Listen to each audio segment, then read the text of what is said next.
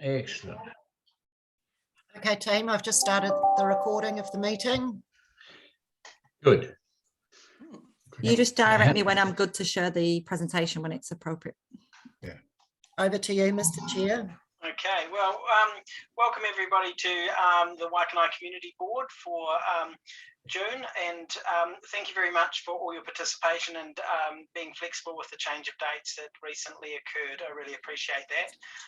We've got Penny Gaylor online also, so thank you very much, Penny. We'd like to have a chat with you a little bit later on through the discussions, invite you up to the floor just to mention what's happening with regards to the Greater Wellington Regional Council, and also some of the transport issues that are starting to occur and affect Waikanae.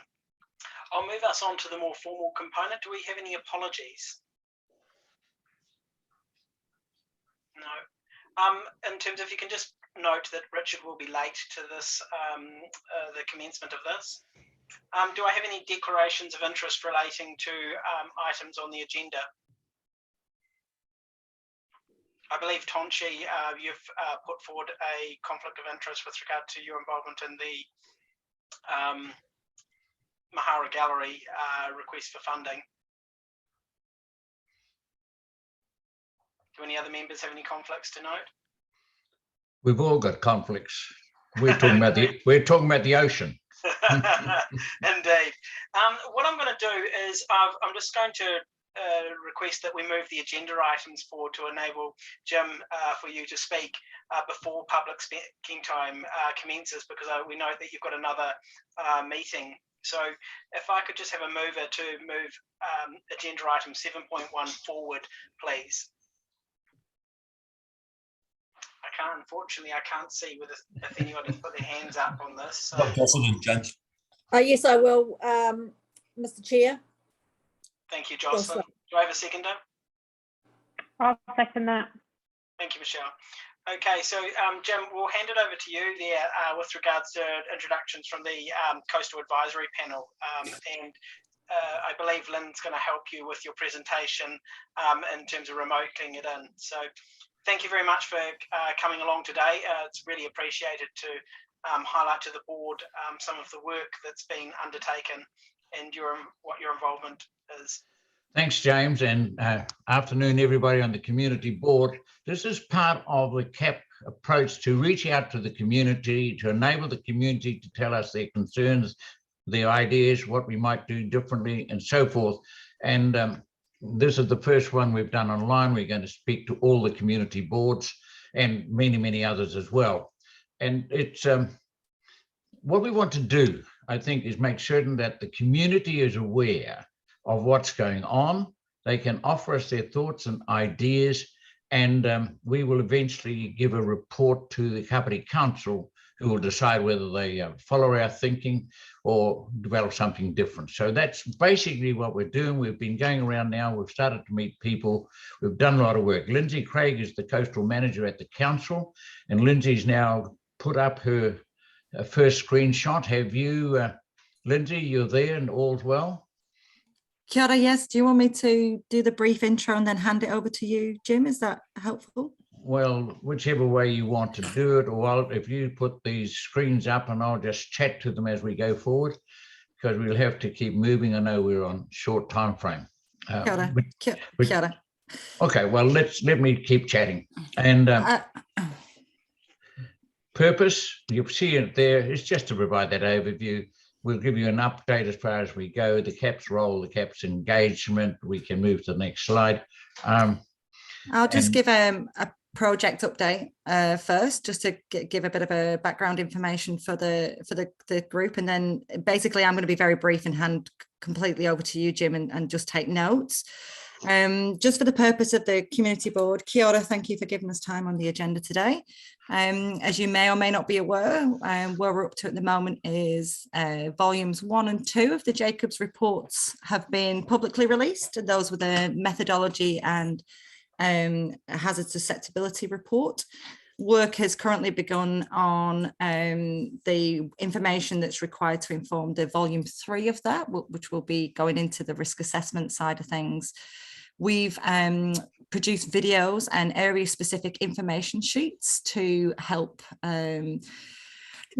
make it a little bit more digestible. Let's be honest, some quite difficult information, quite complex information. So on the KCDC website and on the Takutai website, we have some videos, we have information sheets in hard copy as well as downloadable, and the interactive GIS viewer, which is now online. We're currently working through something called a social impact assessment that an independent consultant is putting together.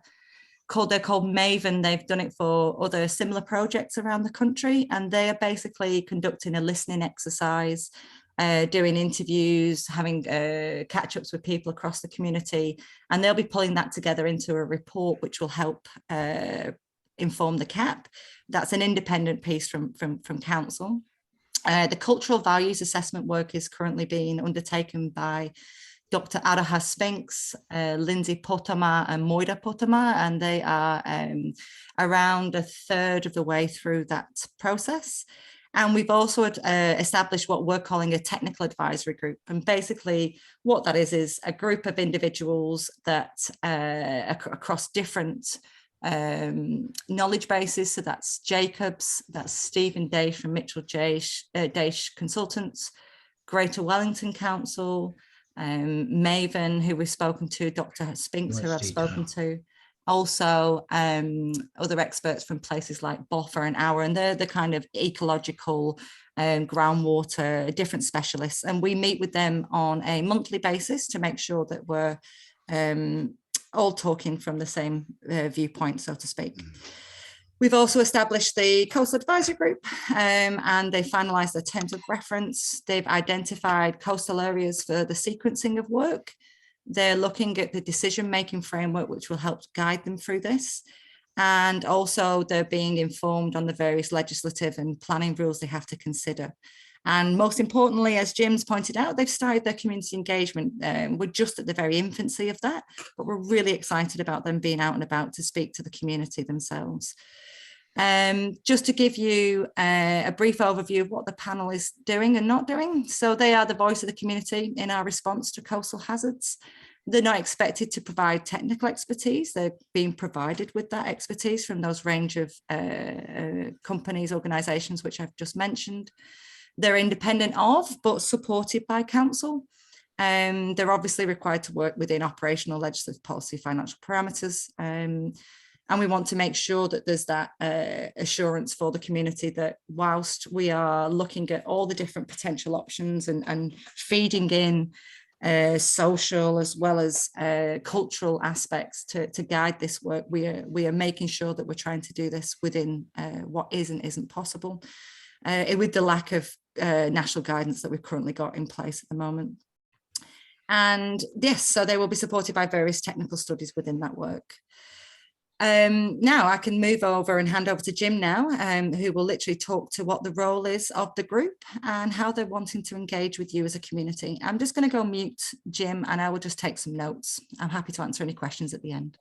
Thanks, Lindsay. Thanks for that. And I will move quite quickly, can I say, to the board, community board, because I want to leave time for you to ask questions. And if you want to interrupt me and ask a question, please do, as the time is limited. We meet regularly, as you note, we're community members, iwi partners. We meet regularly, we discuss the issues, we inform ourselves with the information the council has provided from independent consultants to the council. We want the community to be as well informed as possible and to come back and talk to us. You will see on the bottom of the slide, dedicated Kāpiti website, Takutai Kāpiti website. All the CAP minutes and presentations are published. There's newsletters you can sign up to. The surveys that have been participated in now, you can join them and come to public open days. So we're wide open to receive the community. We've had 2 days we've met in the community, one at Paraparaumu, the other day in Otaki. Not many came along, but the ones who came were interesting and had informed views and interesting views on that. The diary's up on the screen now, and you can note the days we are going to be somewhere close to you, if that's possible, and be very welcome to come along and say hi and tell us what's happening and what you think is happening. But in particular, as community board members, what you're also hearing from the community, because you're another outreach to the community. And if you can do that, that would be excellent. That the end of your slides? No, we got more. I thought that was true.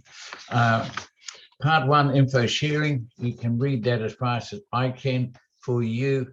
If you just go down there, we're just gathering the information, updates from the technical advisory group, etc. And that is for the 23rd of July meeting, public meeting. This is a big event to tell the community, and this is at Paraparaumu. That's still confirmed, Lindsay? To be confirmed, I noted. Sorry, the location's to be confirmed, but the actual event's confirmed. It is in Paraparaumu, that's good. And you know, we're going to have a cuppa and chat at the end. But again, this we see as the biggest of the early stages to reach the community and allow people to come along, hopefully in a spirit of cooperation and friendship, to chat about what they think. And what we've found in the 2 or 3 days since the big storm, the tide has clearly come in, taken a lot of the sand dune out. Many places you can't walk down to the beach now through the dunes because the step down is too big, or more importantly, step up is too high to walk up. And I see temporary steps have been put in by some people, logs have been put down, something, because I normally walk along the beach most days. And so I see this happening. So that has concentrated a lot of people's minds on the reality of what climate change and coastal inundation could be, might be, likely will be at some stage in the future. So at one level, that was very, very helpful to get that big storm. So people say, gosh, yes, it's not just a theory. Something is happening, something could happen, and what can we do about it? And it's really that, what can we do about it? And you go from putting a wall up to hold the ocean back. A wall could be a sand dune that's been enhanced, and there's quite a lot of work going on that. It could be a hard wall of various descriptions, or ultimately it could, of course, be managed withdrawal from the coast.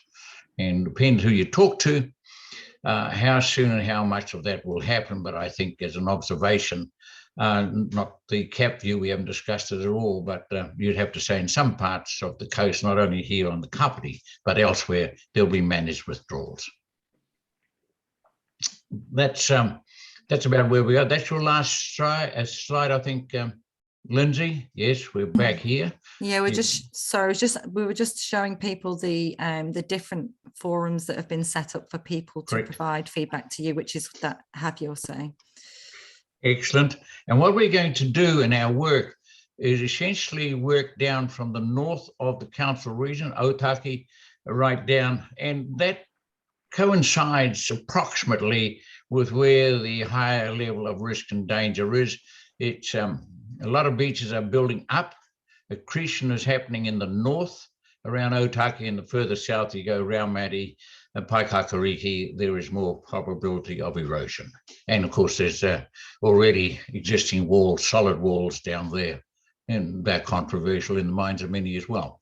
So we'll just work our way through on that.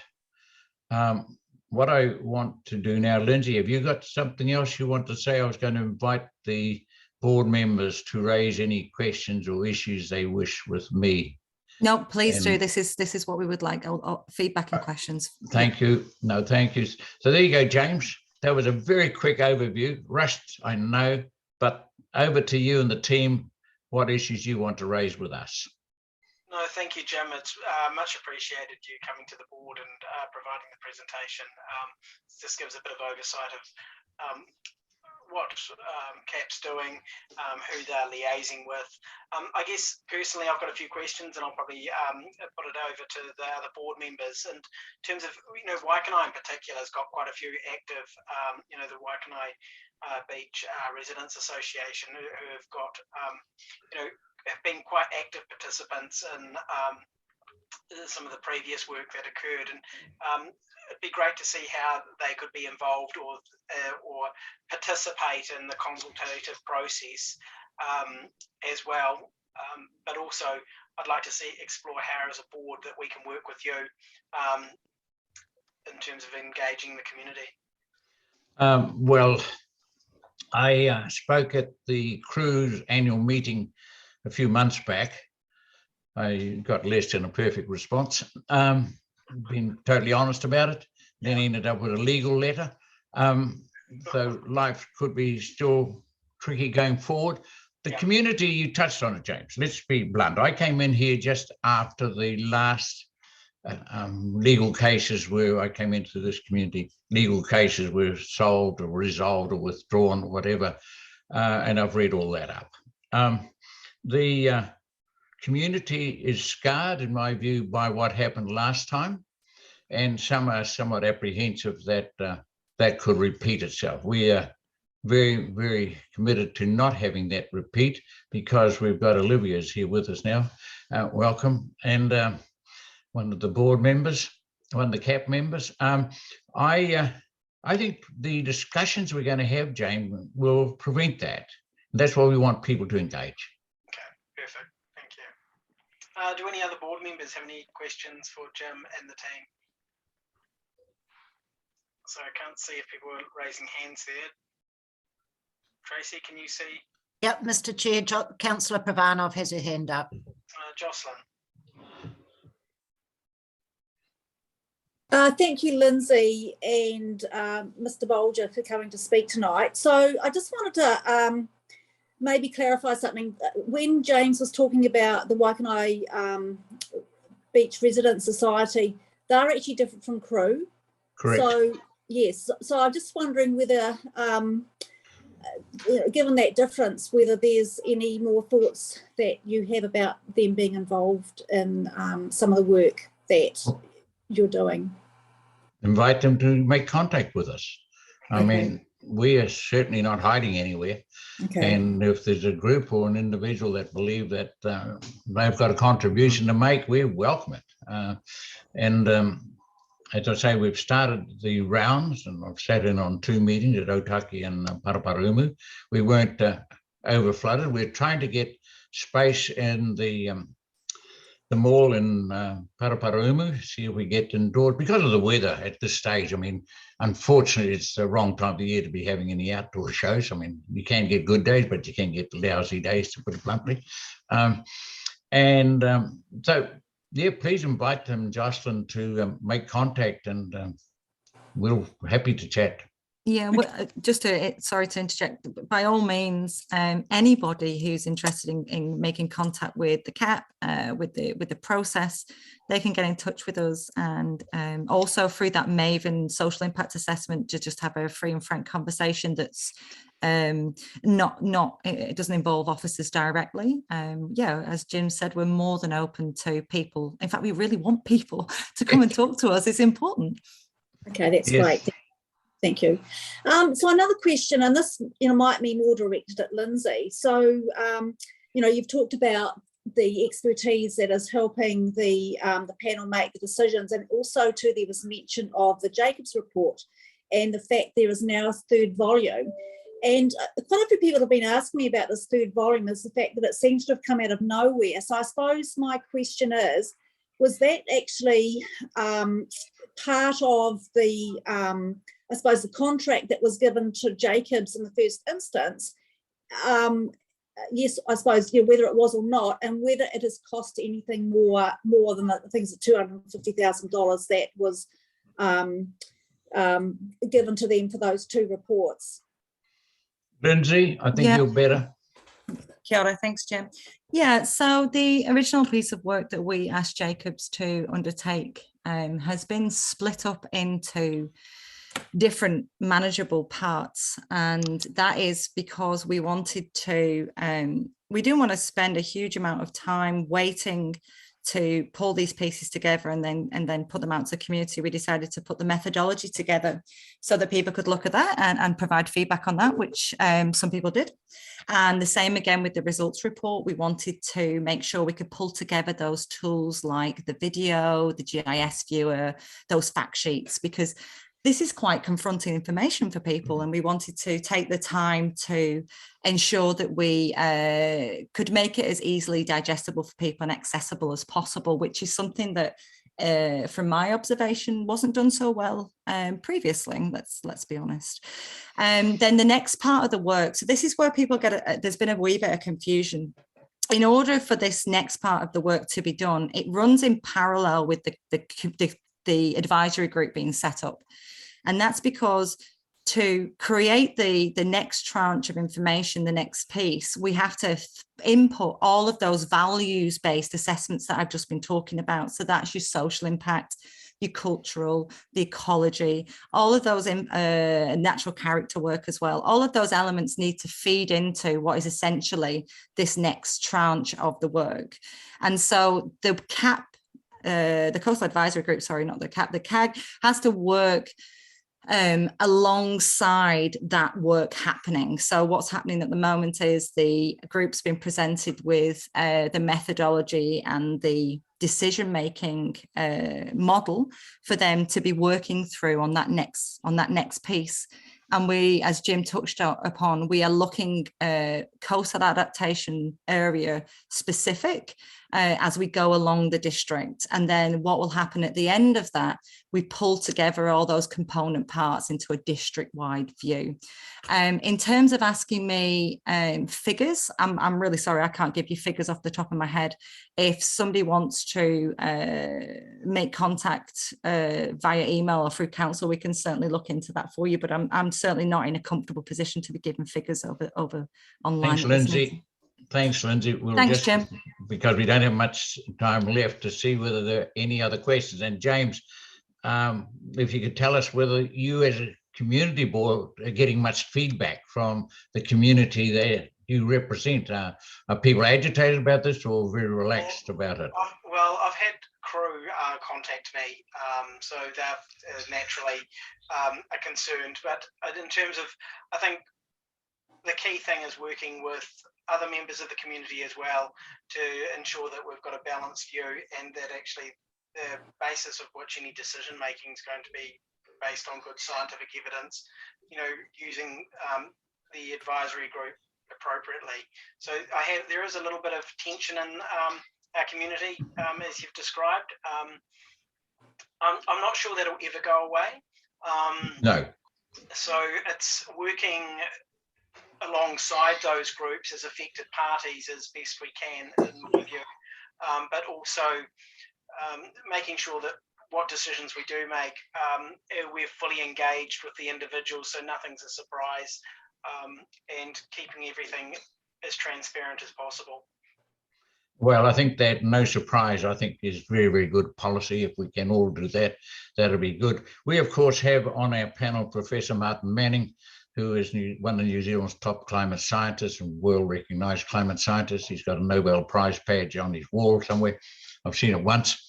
So we have that input as well as Jacob's, and he more than once will have an alternative pushback on Jacob's reports and seek explanations as to why certain suggestions are made or not made. So that's very helpful to have his input from years of experience on climate science. Yeah. I think it's really key to particularly affected properties along the coastal corridor, and just ensuring that first and foremost we've actually ensured that we've thoroughly engaged them, given them the opportunity to put forward their views and concerns, because it'd be great to make sure that we do, when some of the answers or that might come out of the conclusions of this are not always going to be palatable. No. And just making sure that people understand, we've heard your views, but actually these are, like you potential managed retreat in time. The insurance industry is going to make some of those decisions for us. I think some of it's going to be out of the hands of council in the first place. But no, look forward to working with you, Jim. And, Can I just add, James, that and we're near the end, that I, with Martin Manning, went down to meet with the Climate Change Minister, James Shaw, because I wanted to know whether the government thinking was there should be a joined up coastal approach rather than each council doing their own adjustments and reaching their own conclusions, whether that made sense. Obviously, the ocean didn't change on the boundary line between council A and B. He certainly was interested. I won't say he's going to do anything in that space. I've also invited him to come up to Waikanae or the Kāpiti coast area, have a look and to have a chat with us. So I think that will happen. Yeah, can I just as well just touch on what you've just said, James, and we completely agree. Look, this is if we're not going to have difficult conversations on this, we're not actually going to do ourselves any justice.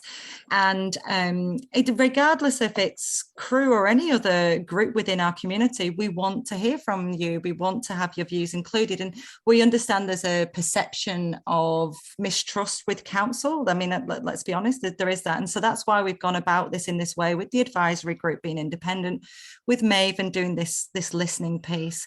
And you know, as the group, the gyms heading up are more and more visible and accessible within the community, we really do hope that that is the outcome that we have, to do our very best at this. We really do. So please, if anybody wants to contact myself, the advisory group, or wants more information on how you can provide that information and views, please do. We're open to that by all means. Excellent. Calvin, do you have any comment you want to make just at this moment? Just that we're open. We want to hear from people, and we want to hear alternative solutions. If people don't like what's being put forward, come forward with your ideas so we can actually take them on board. True. Just being open and honest. I think that's the only way forward. Yeah, but we urge constructive conversations. I've myself had to deal with a couple of unpleasant emails today, and I would like to kind of put it out there. People who work at council and this wonderful group of human beings that have put forward their time to be on this advisory group, we're all members of the community, we all have families, and there's no reason why we can't have this conversation without it being pleasant and constructive. So that's one thing I'd like to finish upon. Thank you. Sorry to hear that, Lindsay, but just encourage people. Somebody's got a hand over here, Edwina. Can't hear you. She can't talk. No, this is a meeting to the community board as opposed to the public in general. I agree. So we don't. The community aren't participating in the dialogue at this point in time. Right. Okay, that's fine. Yeah. So, but Jim, thank you very much for the time. This is absolutely fantastic that you've taken the time to talk with us. It would be great if we can be involved as a community board, and if you'd like us to support you in any of your public engagements, please let us know and we can help facilitate some of that. Thank you, James, and thank you everybody for giving us your time as well. I have every confidence we'll be meeting and talking again. We still have a long way to go. Excellent. Thank you. Thank you very much. Really appreciate it. Thank you, everybody. Thank you. Okay, so just going back to the agenda now, we'll go back to public speaking time. We changed the public speaking time around a little bit just to accommodate Jim and the team, because they were meeting. I've got a subsequent meeting after this. So if I can ask Penny Gaylor to come to the floor, so to speak, and just have a chat with us with regards to the Greater Wellington Regional Council with regards to infrastructure.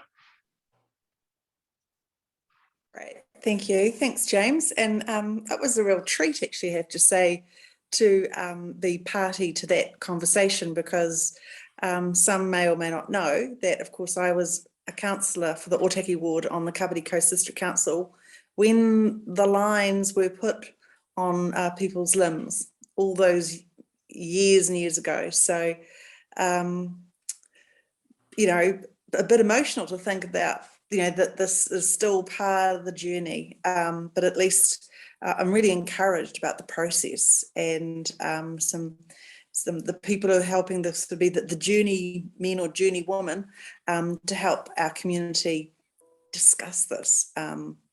So that's good. So here, actually coming in to sort of see what you all wanted to particularly ask about, but we've got Fiona online, and I don't know if anybody else is online from Regional Council, but we actually had a quick presentation that we're going to run through for you to give you a bit of heads up about the public transport scene for us, because as you'll be aware from, you know, it's kind of government's been swinging things around for us in a very dramatic way around public transport, what people have to pay, some decisions that we hope will get across the line, some decisions that did get across the line in the budget. So Fiona, are you going to bring that up and be able to do that presentation? Yeah, I think so. Yes, because actually if we just launch into that, when Fiona's got that ready, and then there might, you know, your kind of questions might come out of that, and then we also have a particular update, just, you know, so the general kind of information that we get at our transport committee around, particularly around the Kāpiti coast. We had our transport committee meeting last Thursday, and I'd kind of, the previous one, I'd specifically asked for some kind of bit more of a deep dive into the Kāpiti data. So our analytics people were able to provide that for last Thursday's meeting. So very timely that we are now got this conversation online. So the host has disabled screen sharing currently, so I don't think I can do it. So I could just run verbally through it, if that works.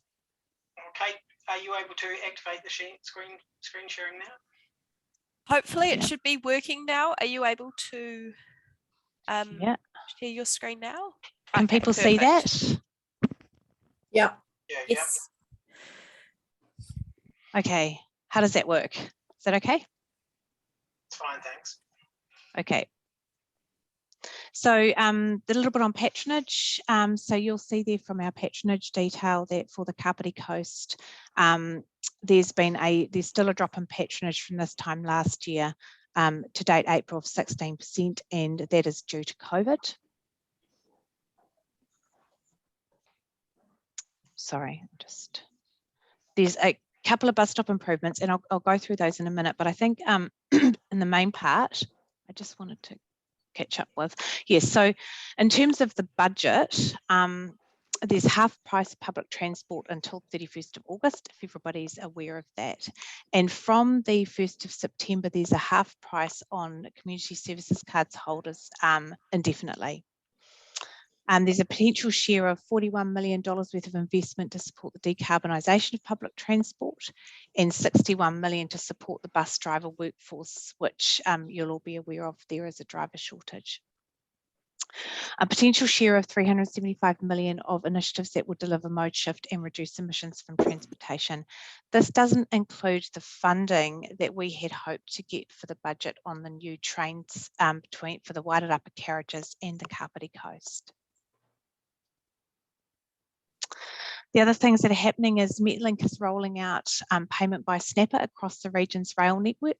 It's an interim solution as part of the national ticketing solution, so it's on its way to that. So the idea of this is to actually look at getting some learnings from putting electronic ticketing on rail, so that we can see where we get to with national ticketing and allow us to do some integrated ticketing solutions. It's successful trial on the Johnsonville line, so that's under trial at the moment, and we're starting the rollout out in the civil works on all the platforms at the moment, and that will allow us to phase out the paper-based tickets. So we've started doing that with Johnsonville. So at the moment, timing, we're looking at the Kāpiti line in early November 2022 and the Hutt Valley in late November. Transport on demand, we commenced a trial in May 2022 in Tawa. We've had over 800 accounts created in the first weeks and a growing base of patrons for repeat journeys. That will hopefully encourage a number of non-PT users into PT, and it's great social services, so all vehicles are wheelchair accessible, and it's $2.50 for a local journey. We're using smaller vehicles, that's a picture of it there. I think it looks pretty flash. They're Mercedes Sprinters, and it uses technology platforms similar to Uber. We'll have dedicated pick-up and drop-off locations and train stations. So it relies on limited existing PT infrastructure due to the fact we won't have permanent pick-up and drop-off points. We've also too launching the airport service from early July. That's a picture of our new EV buses there. And it is a turn up and ride service on RTI. So it's going to run from the Wellington railway station to the airport. Other things we're doing, we've got, I don't know if you've seen on the Facebook platforms, we've got a public consultation out on fares strategy. We're looking at how we can improve accessibility and safety at our bus stops around the region. And we are continuing to explore transit-orientated development options. Cross-agency Waterloo concept study is underway.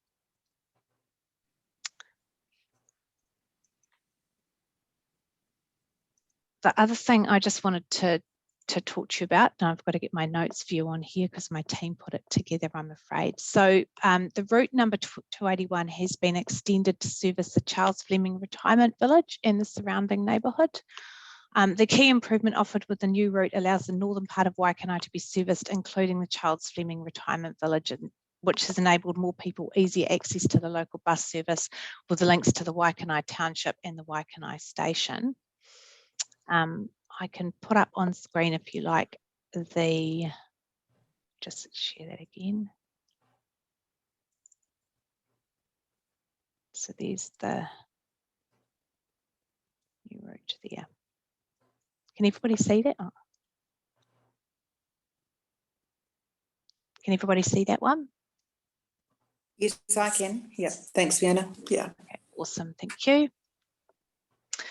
There's a couple of bus stops under review as well. 2 bus stops have been proposed to be relocated. I'm going to have to read off my notes here. It's the number 1594 at Parata Street at Our Lady of Fatima. And we're looking to shift the bus stop 5 metres north and install an 11.5 metre entry taper, a 15 metre bus box and a 9 metre exit taper. These improvements are as much about being able to pull the bus into the curb, parallel to the curb, to allow it to kneel, to improve accessibility, and also to get the bus backside out of the main streets. So the other one is in Tamwana Road at Leyburn Avenue. And again, that's shifting at 12 metres west, installing a 9 metre exit taper, a 15 metre bus box and a 9 metre entry taper.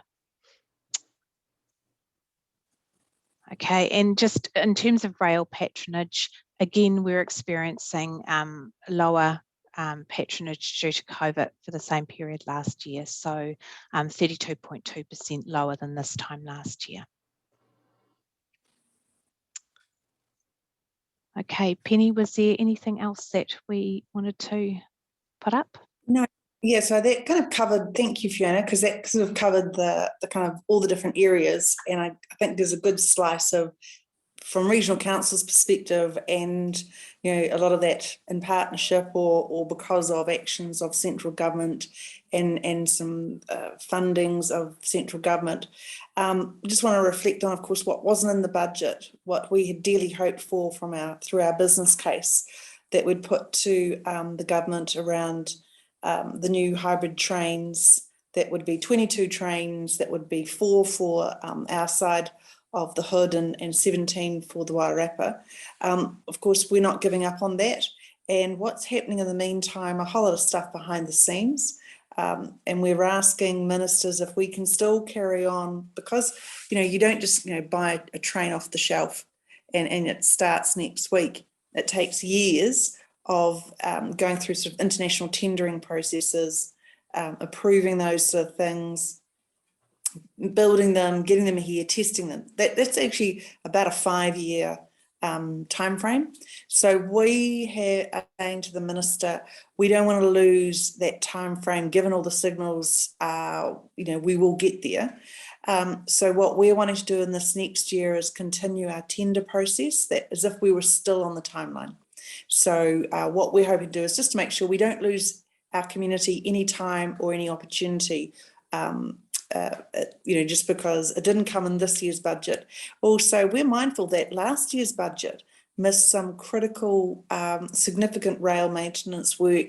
And when government realised that a couple of months after the budget, they then did some additional funding to actually make sure that safety elements on not our side of the railway network, but on the other side of the railway network were dealt with. So just wanted to kind of share that kind of stuff so that you know that we've not kind of gone, oh, okay, it didn't happen, so there you go. We're actually going, well, we're just still marching on with this because we're pretty determined to make it happen. Because like you guys, we absolutely committed to this as our colleagues in the Hora Whenua, in the Horizons Council, right through up to Palmerston North. But because critically that this is not just a solution that is in any way selfishly just for the Otaki community or the Shannon community, it's a very big picture for the entire Wairarapa rail network. That also supports the shortages that we know are coming at us. When people return back onto the rail, we realise how soon it will come upon us that our passengers will be really packed out into those train units. So this is all part of our solution that actually delivers a whole lot of solutions for us. So there we go. So stop talking and but mindful that of course that snapper card thing's really exciting too. So Kāpiti Coast is the first cab off the rank. The trials sort of met all the sort of ticked all the boxes that we need to, so we were good enough to kind of get us rolling on to let's roll it out across the network. So Kāpiti Coast is the very first one to clearly have it as non-trial, and those the metal boxes are all getting put in pretty much as we speak, aren't they, Fiona?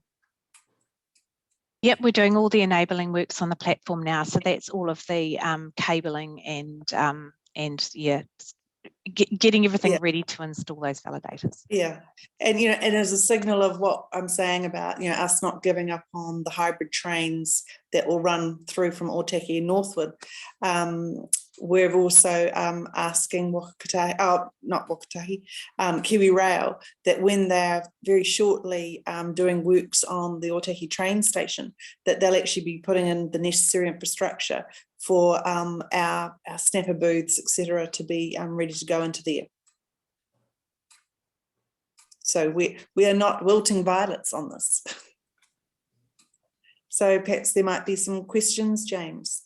Mr. Chair, Michelle Lewis has her hand up. Michelle, I've got a couple of questions first that I might ask, and Michelle, then I'll hand over to you. Thank you, Penny and Fiona, for the presentation. It's really gratefully received, particularly the development with regards to the change in the bus route around Charles Fleming. I think there's a really great extension of the network for Waikanae. So thank you very much for supporting us with that. I guess a couple of questions that probably are proverbial in some ways. We've been sort of, whilst we've got COVID and I can see those numbers are, what was it, 31% on average are down. I'm ever conscious of our car park at saturation point, maybe in another year. I don't know how long it's going to take before numbers really return to normal, or if they will. But, I guess this gives us that opportunity to start thinking about, well, how can we utilise that space, or how can we, probably more importantly, maximise and plan for when commuters return to work in a more normalised fashion. So, because what I don't want to do is see where we were 3 years ago, where our town centre was completely cluttered with cars just from commuters. So it'd be great if we can see some traction on some of that works as well. Yep, absolutely. But also I'd add is the things like the extension to the bus route there that's part of as the Waikanae township grows and areas of development around by Charles Fleming, those houses there kind of going to where the people are, and us continually continuing to relook at our routes. You know, I'm mindful of that. That one is an example of how things changed. I remember when I first got onto regional council and the routes had been reviewed, and at that point, the thinking was that, you know, that one couldn't be extended. And then actually it was last election, so then 3 years ago, you know, a couple of years after that, 3 years ago, I was actually in the Waikanae public meeting on the election meetings that Grey Power held, and somebody came up to me afterwards and talked to me about that issue and said they were really concerned about, you know, wanting the bus route and stuff. So I went back to officers and we had another discussion about it, and things had changed. And because there had been some hesitation around where the bus stops were and road width and all sorts of things. So, you know, never giving up on actually, while something might not be possible or practical or whatever at a time, a couple of years down the track, things had changed, some thinking had changed also. And we found ways to address what might have been kind of speed humps, essentially, we were able to address. Like, I guess from my perspective, Penny, we've got, you know, 2 big retirement villages going to be built here probably in the next 18 to 24 months. You know, it's going to be quite a significant increase in our population, let alone the natural growth that's occurring. So, you know, it'd be great to start, you know, those individuals, no doubt, maybe some of them will use public transport, which is great. And I think we need to be planning for when those sites are open and, you know, fully occupied, but also the impact it'll have on our current parking arrangements too, just from natural growth. You know, even if you keep it's 30% down, but actually if our population's growing, you know, Waikanae is expected in the next 10 years to nearly double in population. So, you know, we've got a challenge, so we do need to be proactively working on that. Great. Yeah. Thank you. So I'll hand over to Michelle there for a few questions. Thanks, James.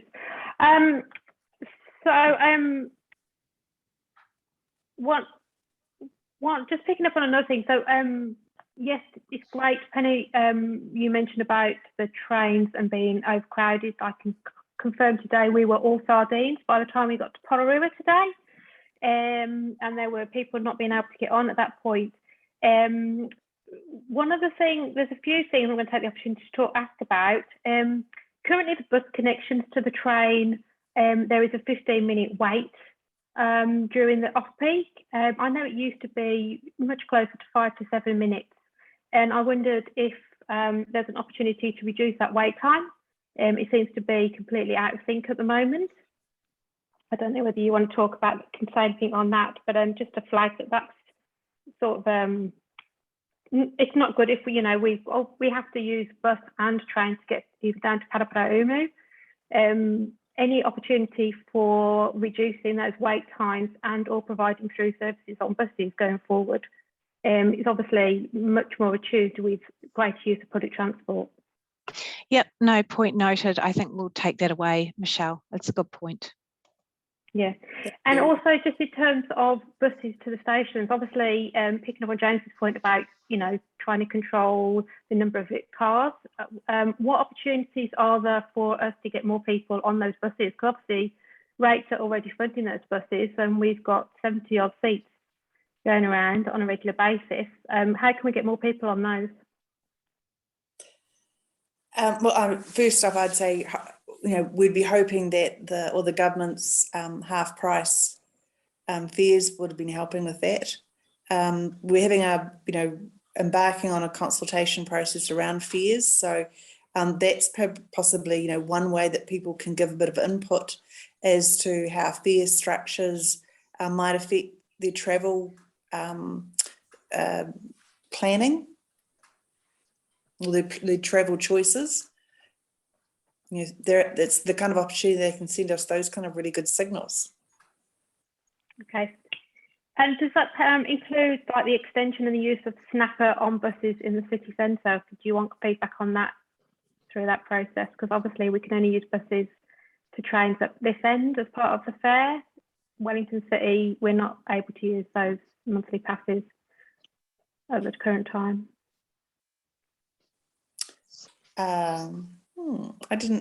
I don't know if that's the, Fiona, I didn't think that was the case. No, I didn't know. I think we might have to take that one away. So you're saying you can't use monthly passes?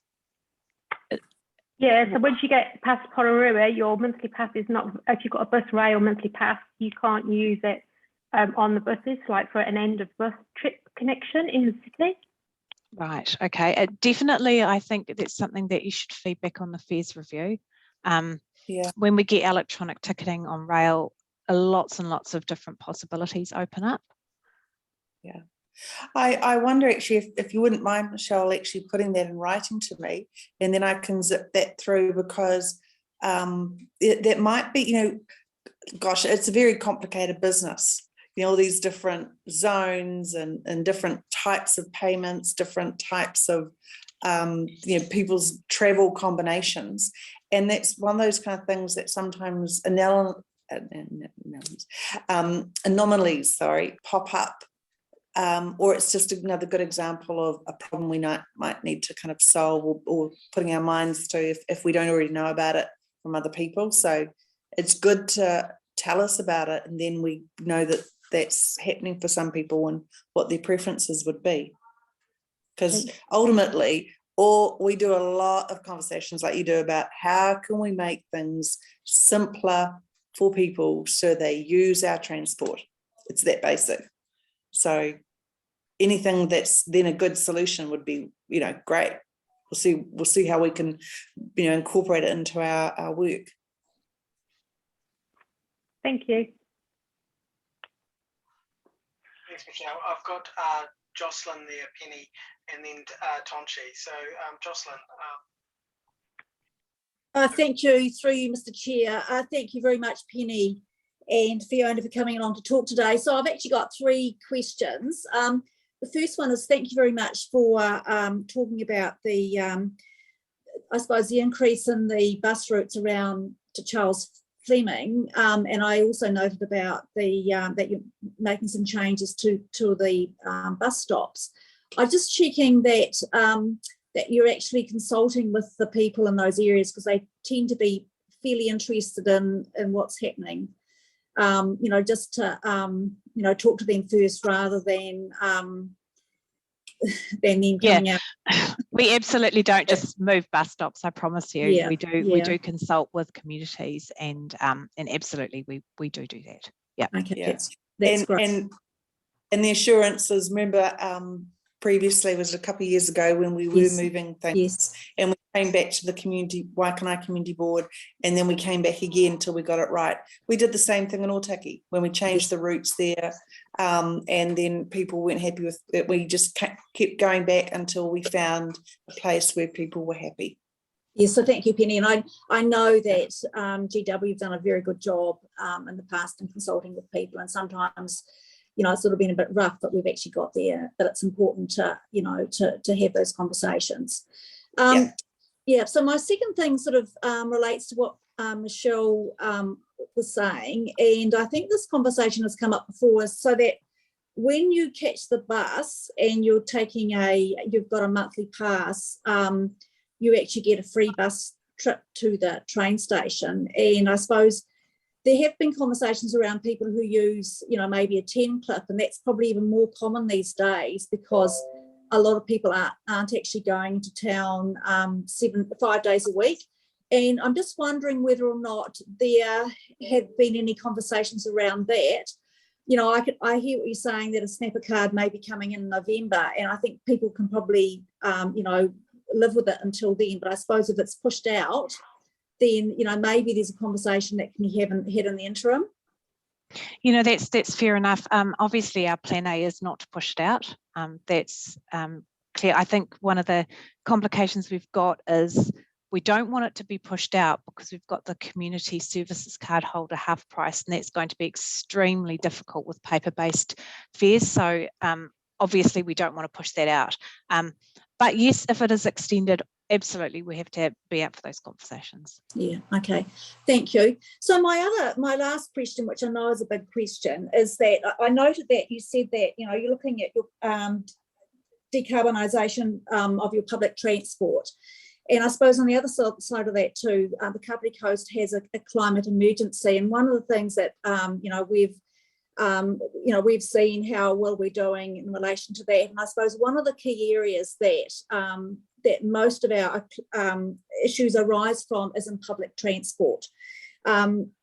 We were also given some information about GW in terms of the work that you're doing in terms of, I suppose, your public transport goals, and they're actually quite a long way, in fact, way behind what we're doing in Kāpiti. And I suppose here we're actually very reliant on increasing people, getting people to use public transport.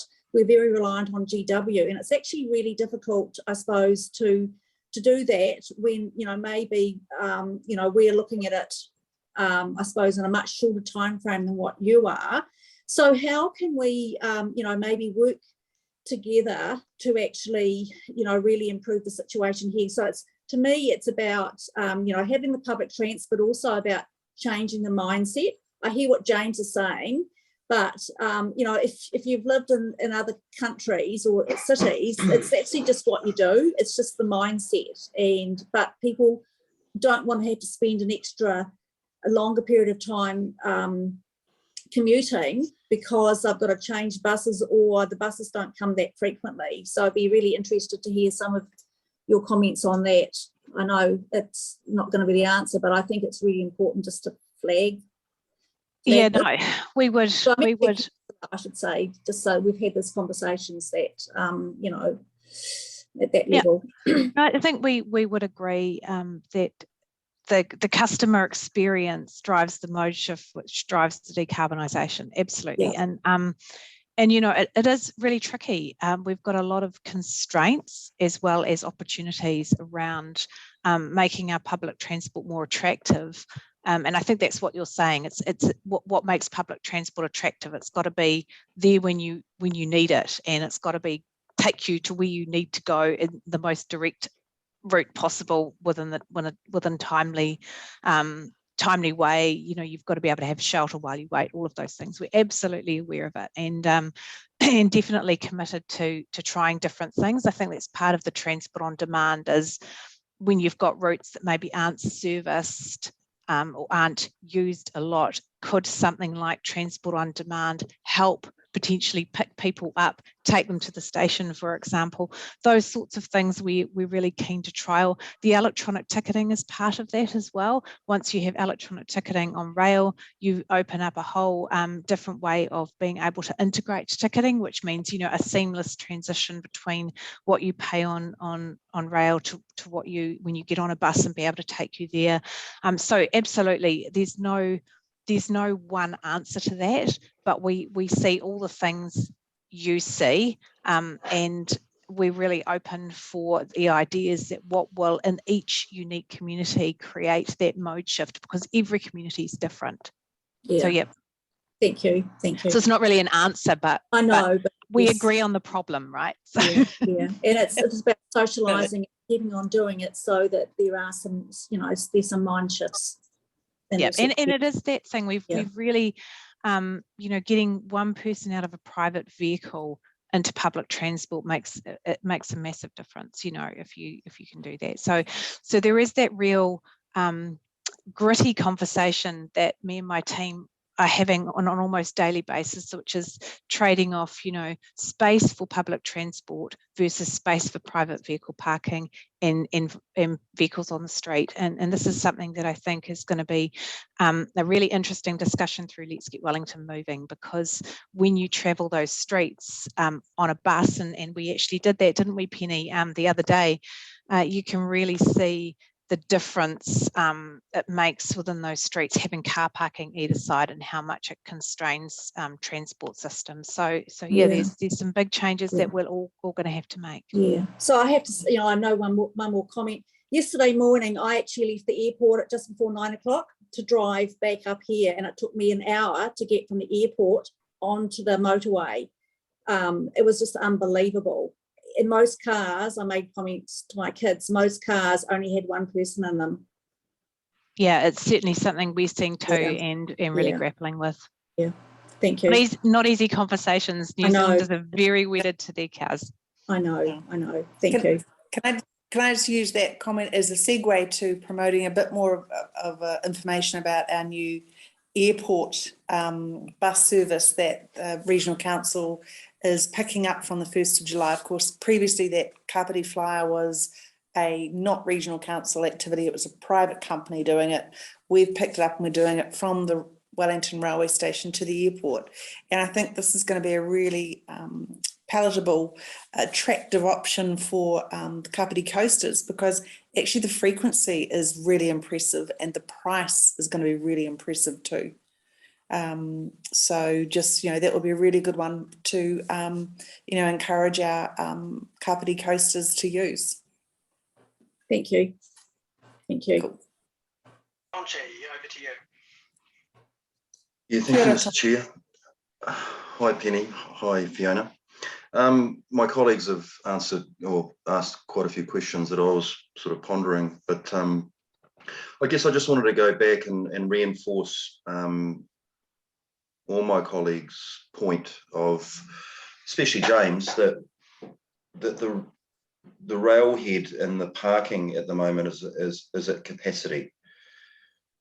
The park and ride, eastern side of the railway, and actually it's flooding into some of our neighbouring streets. So, I mean, I know that we've talked about and you acknowledge that there's an issue, but is there a short-term solution?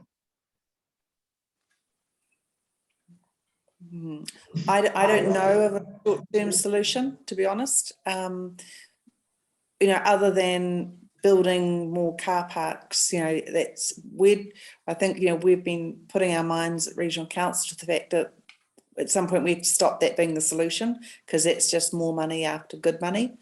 It's the balance of trying to change people's behaviour around. Actually, the first part of the journey is not in your car, it's through our bus services. So, but that's, us recognising we have to do better and more of them, and the frequency, and therefore things like on demand. So, as we're talking about the consultation process around our fare structures, always, we don't need to wait for a consultation process to have suggestions from you. So just always consider that's kind of an open question. But, like KCDC, we have not got buckets of money. It's all out of our ratepayers' pockets. And there's not money that we can get out of government cookie jars for that one either. It's not like getting new train units or other sorts of, kind of the quarter or whatever it is of our fares. There's no government support, I don't think at all, Fiona, that we get from for car parking.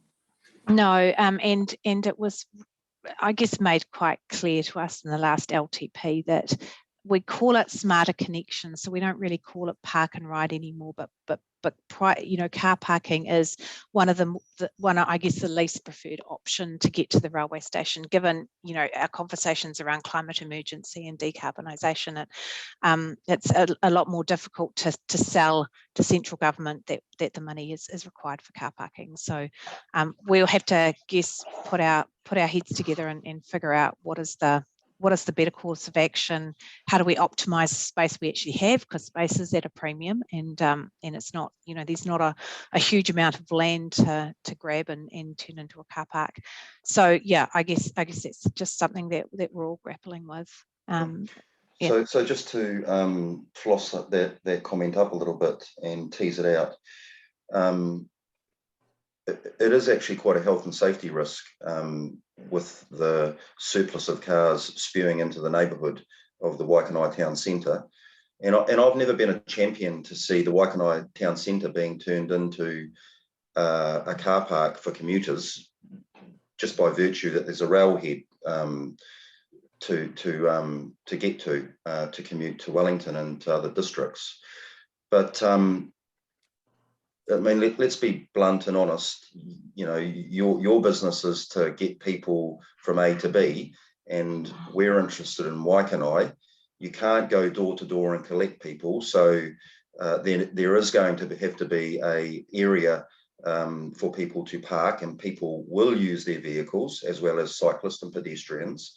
But I see Waikanae, as I do other districts in Kāpiti, as the game of two halves. There's no reason in my mind that there can't be a park and ride or a car park, however you want to sort of term it, at the beach side, you know, and sweeping buses, picking up people and getting them to the railhead. And that's going to take stress off the Waikanae town centre and just add more cars to, you know, what is, it's a dire situation there. Mm-hmm. It's actually detracting people to go to our town centre the way it's functioning right now. So, you know, I'm not sure where this is going to go short term, but I keep baiting for a short to medium term solution. Obviously, I like to live in the solution rather than talk about the issue. I just say again, like, don't be waiting for any, you know, sort of structured process around that. If you've got some thoughts as a board around, you know, if there's some spots going or something that might be out by the beach end, you know, the western end, put it in, you know, put it under our noses type thing. I'd pitch that. Well, exponentially over the next 10 years, Kāpiti's, or Waikanae's population will grow by 10 to 15,000. So that, as James put it, there's an obligation for us to provide infrastructure to get people to other areas in the community and into our capital city. So yeah, I mean, you know, it's probably a piece of work that should be critical for the new board and councillors coming in and working with Greater Wellington to provide that solution. But the solution needs to come quickly.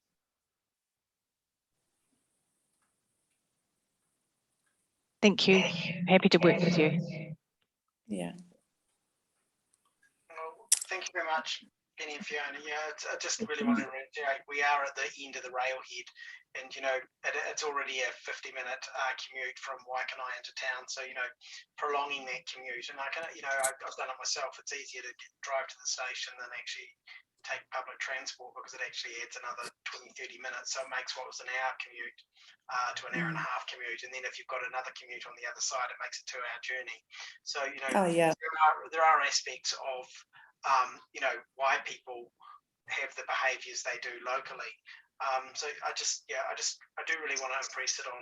We do need to find either a rapid transport from the beach up to, for example, to the railhead, but find some solutions that actually can, you know, get people out of their cars, but also make it so it works, because actually you don't want to be unnecessarily increasing anybody's travel journey through what you think is, you know, decarbonisation, but actually you create more traffic by doing it because it's not actually going to be successful. Yeah, no, we absolutely get that. You know, as I said before, it's about the customer experience and make it more attractive, and you get mode shift and decarbonisation. We just not a simple answer, unfortunately. I guess if it was simple, we would have all solved it, wouldn't we? And it's not. You know, why can I absolutely get that? There are other communities around our region that are in the same boat. I guess they don't have 2 huge retirement villages coming in the next 24 months either. So. Well, you just never know. No, I don't think so. But yeah, it is. You know, they've got their own demands and requirements too. So I guess we're really imploring on you, Penny, and Fiona, to start assisting with how we can start getting some traction with that, because yeah. You know, we thank you for what you've done so far, but we're just asking a little bit more for our community.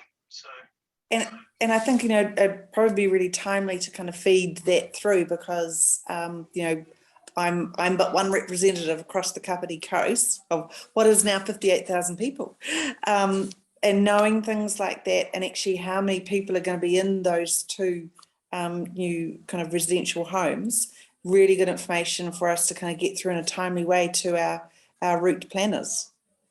You know, you potentially got another 2,000 people coming our way. So yeah. You know, that's not insignificant. So you know. No. it's really important that we start actually getting credible solutions in place now. Yeah. Good. So yeah, thank you very much, and thank you very much for your participation. And yeah. All right, thank you. I hope you didn't just allow 3 minutes. Sorry. No, well, we're just it's an important issue, and it's been one that we've asked you to come to this board a number of times. So it's great seeing what's happened with the local bus stops, but we just want to see what can happen with our rail corridor to improve the parking, and how we can think a little bit more effectively. As like as Tonchi mentioned, a rapid transport / park and ride type concept, so people can get to the rail hub quickly and then decamp and then get on a train quickly. Is that a solution rather than more land in our town centre? I don't know, but yeah, I think we need to get something in train pretty quickly before these villages are built. Through you, Mr. Chair, Councillor Pravanov and Mr. Begovic have both got their hands up. Yeah. Jocelyn, is it your hand still up from last time, or have you got a further question? I've got a question. Okay, thank you. So thank you.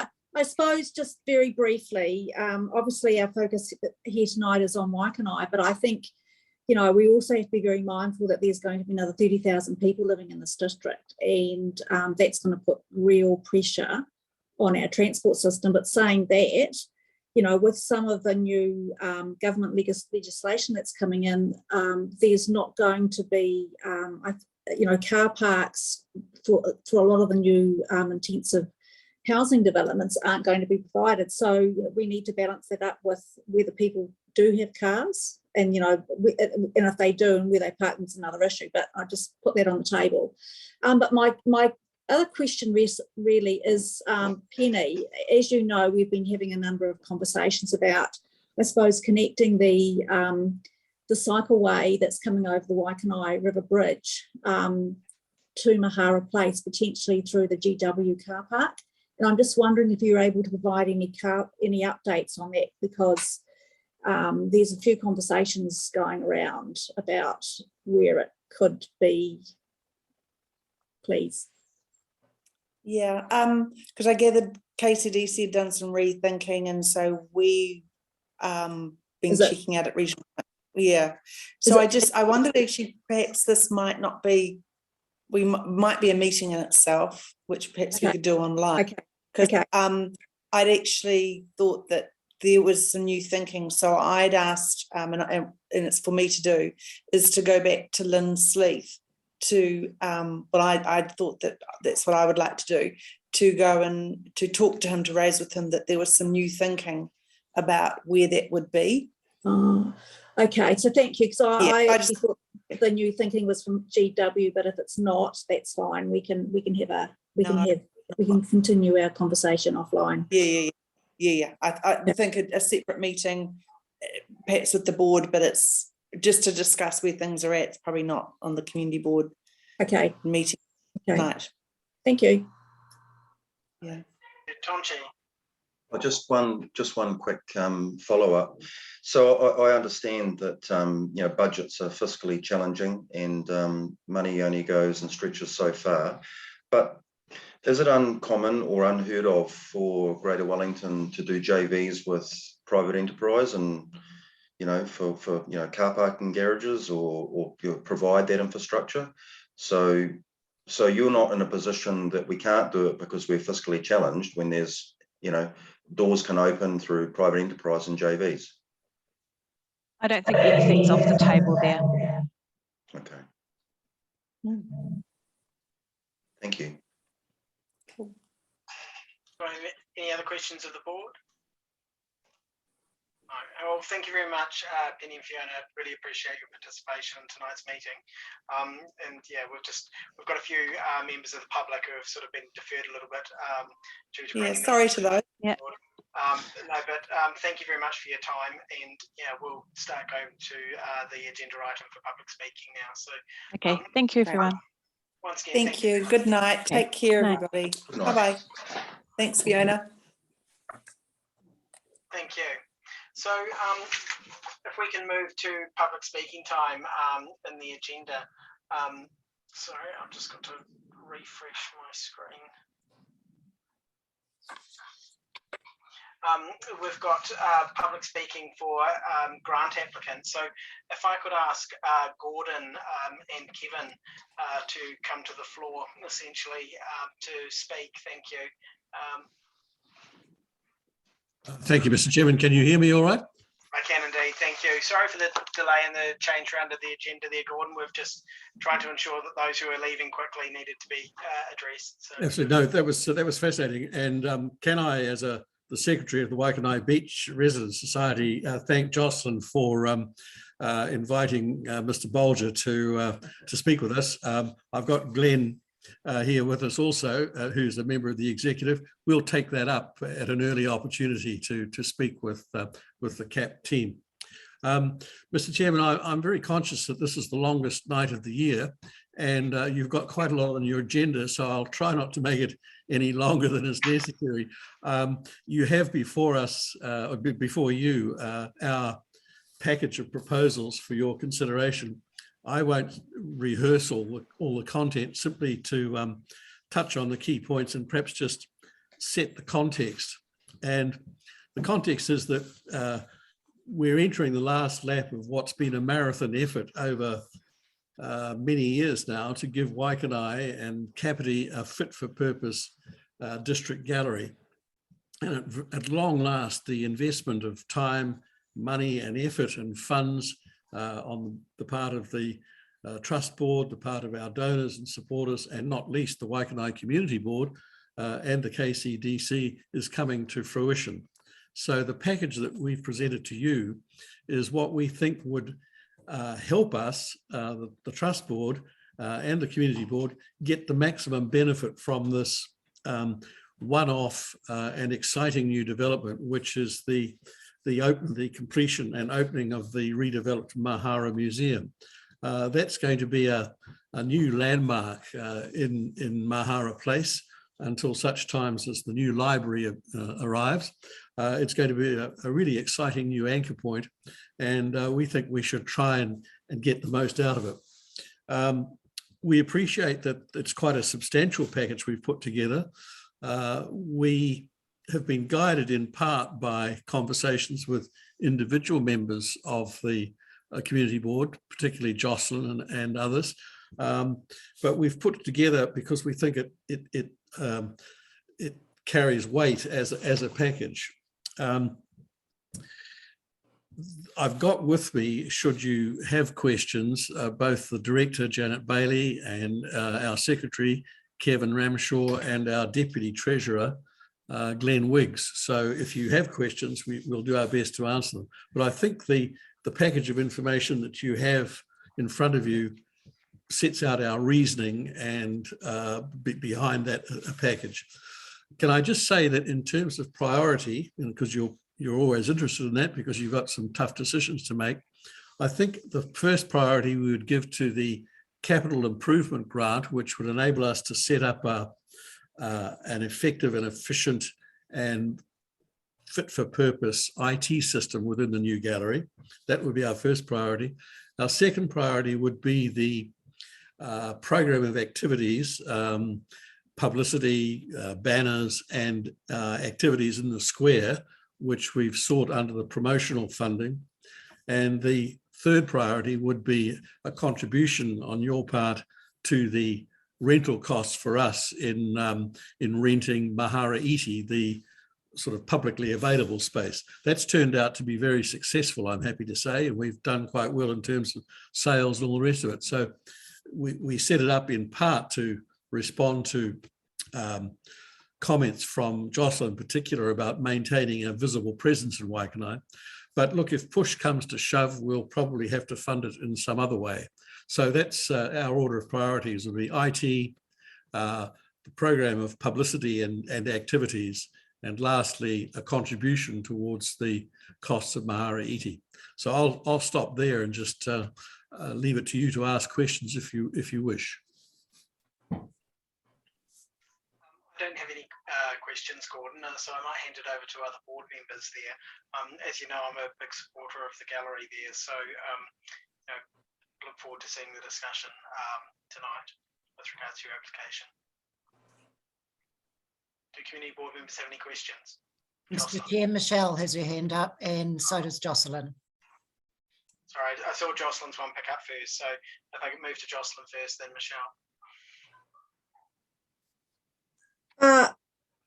Thank you, Mr. Chair. So thank you, Gordon, and other trust members and Janet for coming along to speak tonight.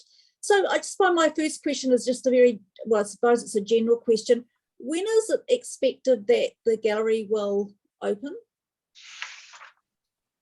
The answer is that the practical completion date is very close to Christmas. December, I think, is the current time, but that's practical completion for the purposes of handing over to the owners, the KCDC. Opening to the public will probably be in April, because we need to test the ventilation air conditioning system before we move we need to make sure that's stable and effectively operating before we move the field collection in there. And also we have to do fit out and other things, and that's going to take, given the Christmas close down, that's going to take us until April. It so happens that 28 April is Frances Hodgkin's birthday, which we usually celebrate. So that might be the sort of date, that would be the latest date we're aiming for. But I think early April would be our hope. Okay, thank you for that. And so with the IT system that you have you've requested, do you need to wait until after December to install that, or can that actually be set up before then? I think we could do acquisition before then, but the actual, we won't have access to the building for moving in until practical completion is assured. Now that's currently probably the third week or the second week in December. So you know from your own experience that moving in over Christmas is not easy. Yeah, okay. Okay, so the other thing too you were talking about was this Mahara Iti. So is that actually the community events in Mahara Place, or is that actually the promotional campaign? Well, we suggested it might come from the promotional allocation that you have, because we set it up in order to maintain a visible presence in Waikanae rather than moving up to Otaki or somewhere like that, which you know is being explored. Yeah. So I suppose, I've sort of, obviously you've applied for a lot, and I've sort of tried to put it into groups. And so in terms of the promotion fund, there's about $9,000 you've requested for maintaining a visual presence in Mahara Place, and that's a lot of that is for rent. And then there's $6,000 for the promotional campaign preceding the reopening of the gallery. So we've got some timeframes around that. And then there's $12,000 for organising community events in Mahara Place. So I suppose, you're talking about the Mahara Iti. So that's actually the maintaining the visual public presence, is it? Yeah, look, as I said, that's our third priority, Jocelyn. Yes. I mean, we've just extended the lease through till March, the end of March 2023. In other words, up until the time the new gallery, will be opening. That's money we're committed to. We've signed the lease. We'll find it somehow. But I just made the point that we, in setting up Mahara Iti, we were responding to some very clear directions, I should say, from you and other members of the board. But looking ahead, the important thing I think is going to be, or the more important thing is going to be the banners, publicity, signs or whatever as part of the revocation of SH1, the work that's going on already along the old state highway, so that people are aware of the new Mahara coming up. And secondly, the program of events, which we've provided some examples to you in the attachment to our bid, the sort of thing which gets people coming into the square basically and visiting local shops and enjoying the excitement. Okay, so thank you, because I suppose as you are well aware, there's these funds have been well and truly oversubscribed, and I suppose particularly with the promotion fund, the coffers are refilled up. from the beginning of next month. And so I suppose it's balancing up whether or not it's really important that the trust receives any money, or what sort of money it receives now, as opposed to maybe, you know, in a short time in the future. No, that's a thoroughly good point. I guess what we really need before we could contract anybody to help us help us and the local business community, the organisation, is the assurance that the funding will be coming. So a decision in principle against actual funding in your new financial year would be just fine. But until we have that sort of assurance, we can't take it much further. I mean, there's a lot of work, as you would have seen, involved in that. Yes, indeed. Thanks. Thank you very much. The same goes for the banners too. Yes, thank you. Thank you. Thank you, Gordon.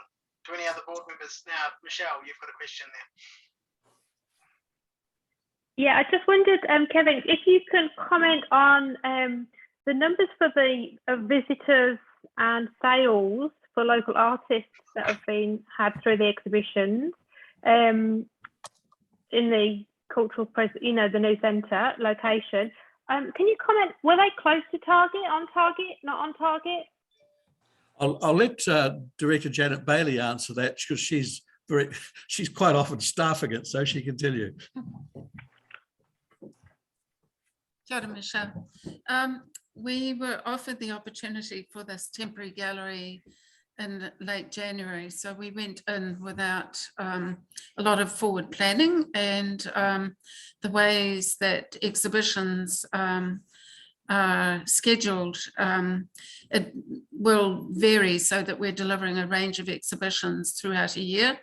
But this was slightly more an unusual situation in that we were responding quite quickly to the opportunity, and bringing in a range of shows. The first one was an artist who was about to show at Venice in an international context. She's not as well known here, and her work is not particularly commercial, but what surprised us was the degree of enthusiasm that local people started snapping up the local ceramics, which was in the windows. So the first couple of months was a lot of smaller sales of local artists' ceramics. And as what happened after the first COVID lockdown, when we reopened, we found that people were very keen to come back, visit, buy, support the gallery, as well as support local artists. So we're usually doing several things within the same space. It's a little mix of retail and exhibition. So we're just into our second exhibition now. Each one has been 8 weeks each. And the second one, which is another local artist, but with quite a good national reputation, her work has been selling really well. In both cases, I wouldn't have predicted the degree of sales that we achieved. So it's, I mean, art is not such a predictable business in that sense, but we've certainly been heartened by the enthusiastic response that we've had. And now from artists and other visitors who are discovering where we are and very keen to put new shows in. So it's just in a way it's created a little bit more work around our renewed presence, but that's been a good thing because it means that people can come and check in and find out about the gallery, rejoin our friends and show their support in a range of ways. So it's, yeah, works on several levels. I hope that answered your question.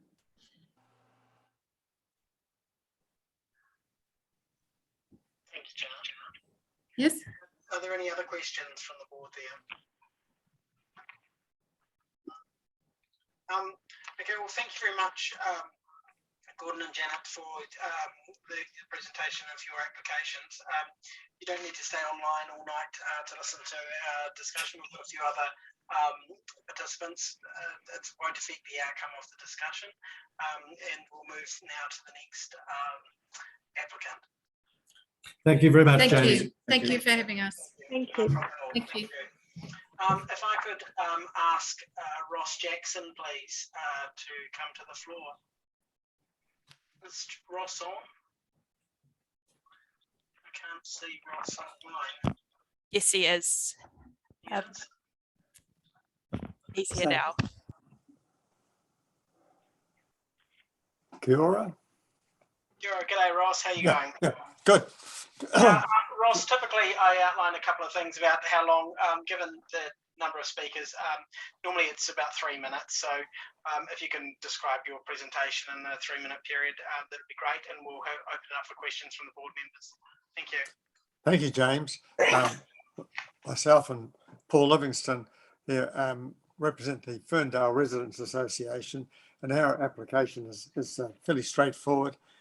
We have applied for funding to put a seat on Ferndale Drive, just down beside the car park and a children's play area. I think you may have received a photo at some point. We don't have any seats in there. A lot of people move around. We have a wetland adjacent to that, which we're busy restoring. We have a petanque court and a play area. And it's, if you like, the one area where people perhaps gather for odd events. But I think the other key thing is we get a lot of people walking through Ferndale, especially from the retirement villages, and they would appreciate having somewhere to sit. And this is going to increase, of course, with Somerset, that there'll be a greater movement. So I think that's the main gist of our application. Thank you very much. Okay. And I don't have any questions there with regards to your application myself, but I was wondering if any other board members had any questions there for Ross and Paul. Richard. Yeah, thanks, Ross and Paul. Pretty simple and easy to understand submission. I just wonder if you'd had any contact with Parks and Reserves, KCDC Parks and Reserves people. I mean, I would have thought a seat within a park or a reserve might be something that they would do. They've no doubt extracted a lot of reserve contributions from various places around the district. I can think of Stetson Rise just along the road, which has probably coughed up a good $100,000, and you think they'd get a seat out of that. Have you had any contact with our parks people? Not except for getting the price of seating and being told they had to provide the seat and the cost of the seat. They didn't bring up the fact that they might be able to provide it from the rate sort of area. Okay, thank you. So, sorry, Mike, there's an interesting question. I'm wondering if you might be able to elaborate on there. Thanks, James. Thanks, Richard. Good evening, gentlemen. Look, I can't kind of give any undertakings right now, of course, but I'll be happy to connect with Paul and Ross to have a discussion about that, what we can and can't do offline. Happy to share my contact details with the gentlemen, have a chat. The parks area comes under my management, so I'll be more than happy to have a chat about that. It's just, I guess, with regards to the application, you know, if we're going to be supporting it under the Promote Waikanae Fund, and if it's something that the Council Parks and Reserve team fund, or it frees up some of the revenue or capital we could spend elsewhere. So, you know, it's not that we're against potentially providing the resource for this. It's just whose bucket does it come out of? And given that we've got a number of applicants on the table, the further we can spread it, the better. So I don't know, where would we go from there then, Mike? Because I certainly wouldn't want to deprive these gentlemen of an opportunity to have a seat placed in the Ferndale KCDC playground. It'd just be quite helpful if we could try and get some clarity on that before we talk about funding. And I'll open it up to other board members, but yeah. I'll see what I can do in the next 15 minutes. Perfect, thanks, Mike. We'll continue on with the dialogue. So I think Michelle was first and then Jocelyn. So Michelle, if I could have some questions from yourself. Just a comment if I can, James. There used to be a seating budget in the access and transport budget at council, and funding was taken from there. So if that helps Mike in terms of trying to track anything down, that's where we used to fund them from. Yeah, thanks, Tracy. It depends if it's in Parks Reserve or Road Reserve where the bench is going to go. So the budget follows where the asset belongs. But I'll make a couple of calls and come back ASAP. Oh, thanks, Mike. Really appreciate it. Sorry putting you on the hot seat. And I just thought, sorry, James, just one other question. I just follow up, and whether it's appropriate or not, I'll let you. Is it's a little bit. I wonder whether when we put other subdivisions in, whether benches would normally be provided as, just as general. I guess we were all sitting here thinking that there would be a bench in a park.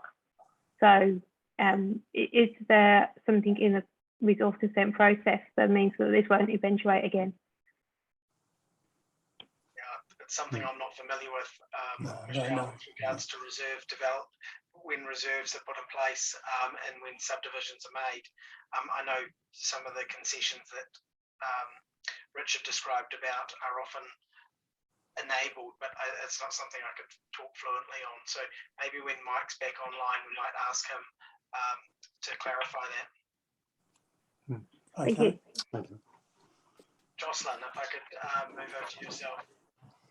Thank you. Through you, Mr. Chair. I was going to raise exactly the same comments that Michelle Lewis mentioned, and I remember as a community board member sitting around the community board table, having lots of conversations around where seats are going to go. And I suppose if the board sees fit to allocate funds for the seat tonight, and it is found that there's another funding mechanism, then potentially that money could then be put back into the coffers in the next financial year.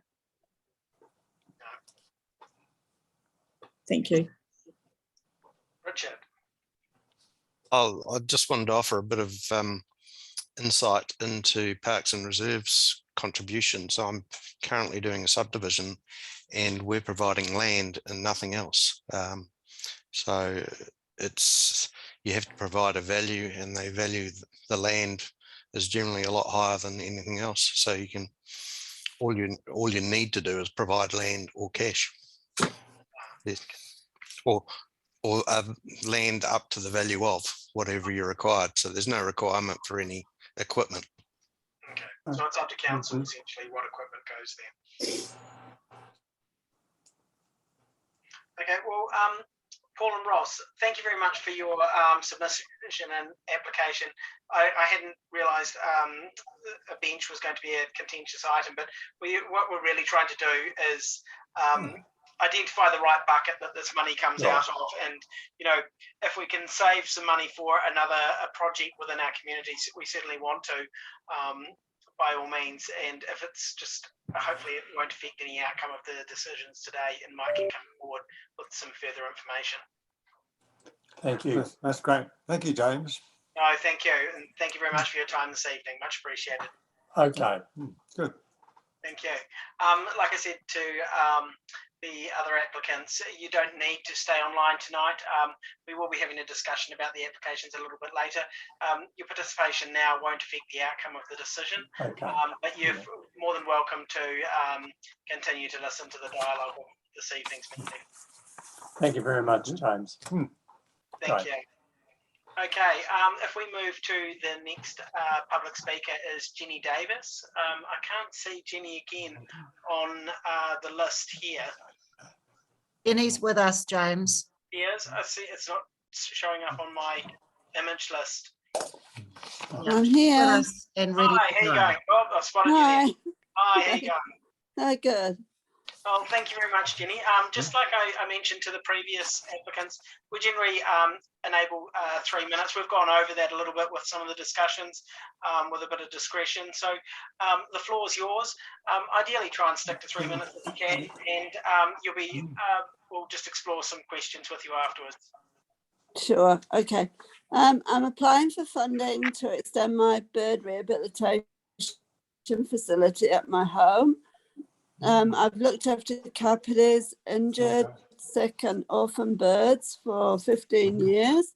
I work at a local vet clinic, which serves as a base for my veterinary care. And once the birds no longer need veterinary care, they come home to my home. I've looked after many hundreds of birds over those times, and 20 native and 10 non-native species. Members of the Kāpiti community always bring their birds into me to be rehabilitated. I've just been granted a Department of Conservation authority to keep native birds on my property, but my facilities are rather inadequate. So I'm asking for funding to help me build some new aviaries and some flights. So that's really all I'm asking for. I've got a couple of questions I just really want to ask in terms of building, and then I'll hand it over to questions from other board members. So just as I understand, it's building the aviary on your own premises, so to speak. I guess the key thing is understanding what your longevity will be there if we're going to be contributing funds that are essentially for promoting Waikanae. And, you know, do other people get access to your site should they wish to see the birds, or how would that No, so the dock permit only allows for rehabilitation, so that does not allow for public access. The birds are looked after because they are brought to me by the public.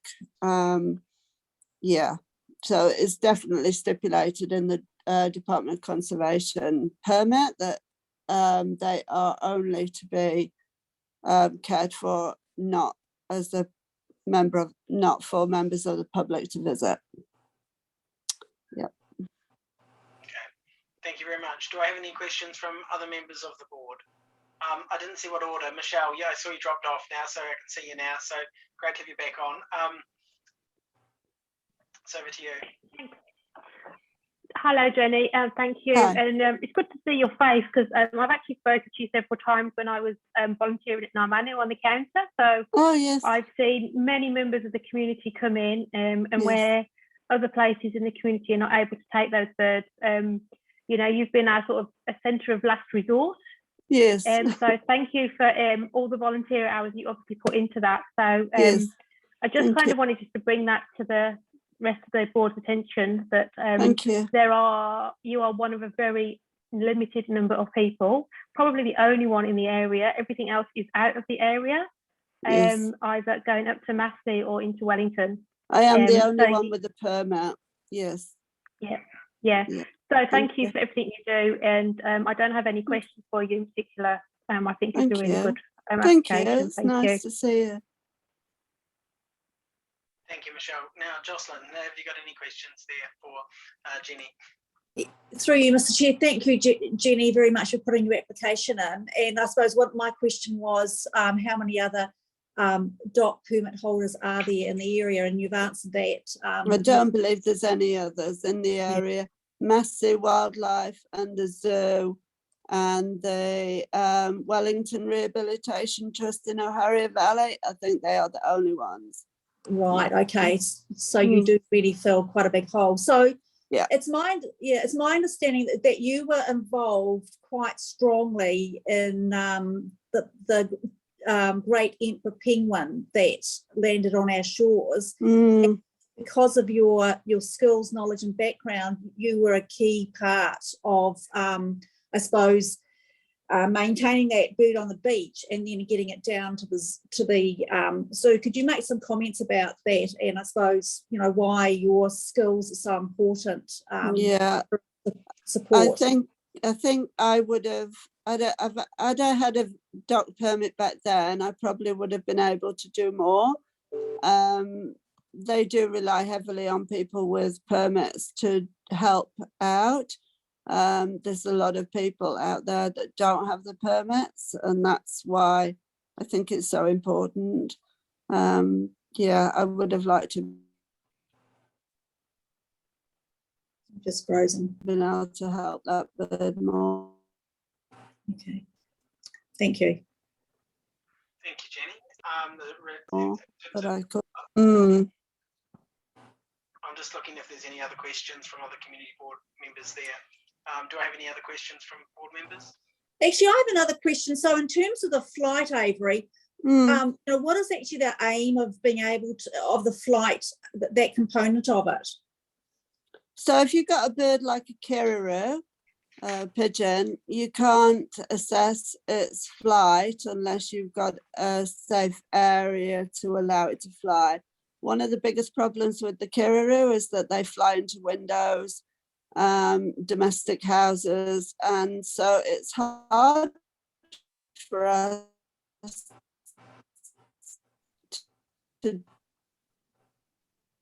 to determine whether they can fly down or whether they can fly. But if I had a bigger flight, Avery, I would be able to determine that it could fly well before allowing it to be released.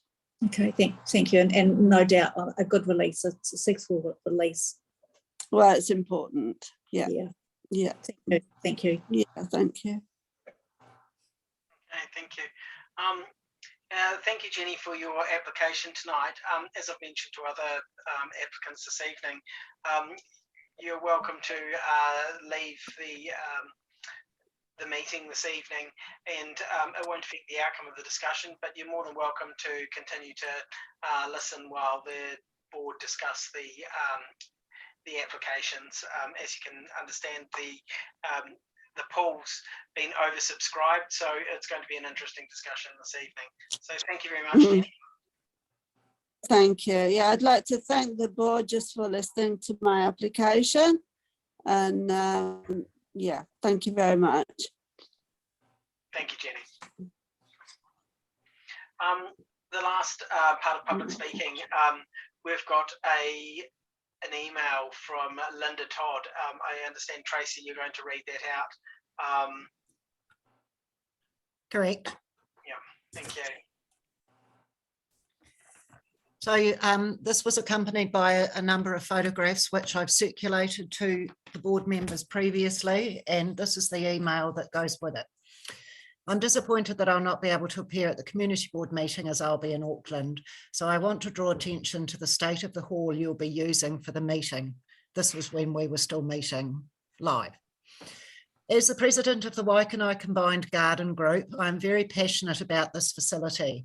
Our group of 201 members use the hall for 10 monthly meetings a year and have been doing so since 2003. Our attendance ranges from between 100 to 120 per meeting. There are many other groups that use the hall: 4 Probus clubs, Waikanae Lions, Garden Circle, Rebus, Blind and Low Vision, and a number of other smaller groups. I've done a quick add up, and over 500 local people use this hall each month. This is not an insignificant number of citizens and ratepayers, in my humble opinion. These groups fundraised to get the AED installed, which we're all lucky to have. In May, our group, the Combined Garden Group, held our first meeting since the restrictions of COVID were lifted. We had 125 people at that meeting, with National Gardening Identity Linda Hallinan as our guest speaker.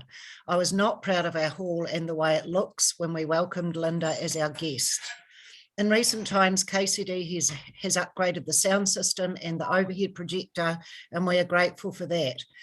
After a serious ant infestation, the kitchen was deep cleaned last year, which has greatly improved the look of the kitchen. But, and yes, I am sorry, the but is obvious. These photos were taken today while at a social function for the Blind and Low Vision Foundation, which was held at the hall and attended by around 70 people with different levels of sight impairment. The carpet bracket, which was originally installed after fundraising by Waikanae Lions in the late 70s, close bracket, is in a very poor state and needs to be replaced. It has been patched but is ripped and torn in a couple of places and very threadbare. The last thing the council needs is for a senior citizen to trip on the carpet and have a fall. Excuse me. The curtains, which are newer, are in poor repair with hems down and some hanging off the tracks. The plastic chairs, although functional, are no one's first choice when a meeting runs longer than 30 minutes. In the kitchen, the fridges, bracket, again donated by the Waikanae Lions, bracket, are not in great shape, and the microwaves are all old. The hobs and oven are original to the building, and it is almost impossible to prepare a meal using them. In my role as kitchen coordinator for the Senior Citizens Christmas Lunch, which is run by the Waikanae Lions in December every year, I have to use the kitchen. This is an extremely successful event, and we serve a great Christmas meal for over 70 elderly people. When I lead the volunteers on the day of the lunch, almost all of the food is prepared off-site, as the equipment in the kitchen is unreliable, and we are not able to even successfully heat food, as both the hobs and oven are faulty. The photos show the obvious problems that I believe the council should be addressing.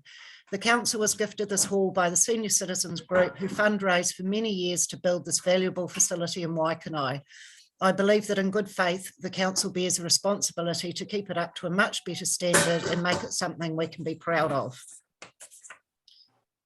This email was followed by another email, which she sent on Saturday. Hi Tracy, I was chatting to someone in the know today and was told that the council has spent $25,000 on the new sound system at the Waikanae Community Hall. Since the sound system was functioning and a new one is lovely, I cannot help but think this was not at the top of the priority list for upgrading the hall. I have to be honest and tell you that this information made me very, very angry. I've been raising the issues at the hall with various people from the council, including the property team, over the last few years to no avail. To discover this amount of money was spent replacing a sound system which was functional and perfectly satisfactory is truly shocking. Please table this email at the community board meeting to draw the board members' attention to the completely inappropriate spending when there are so many other areas in this hall that needs attention first. The end. Thank you, Tracy, for reading that out. I'm sure all the board members probably equally share the concerns that have been put forward there. You know, there's been numerous nights where we've been there ourselves.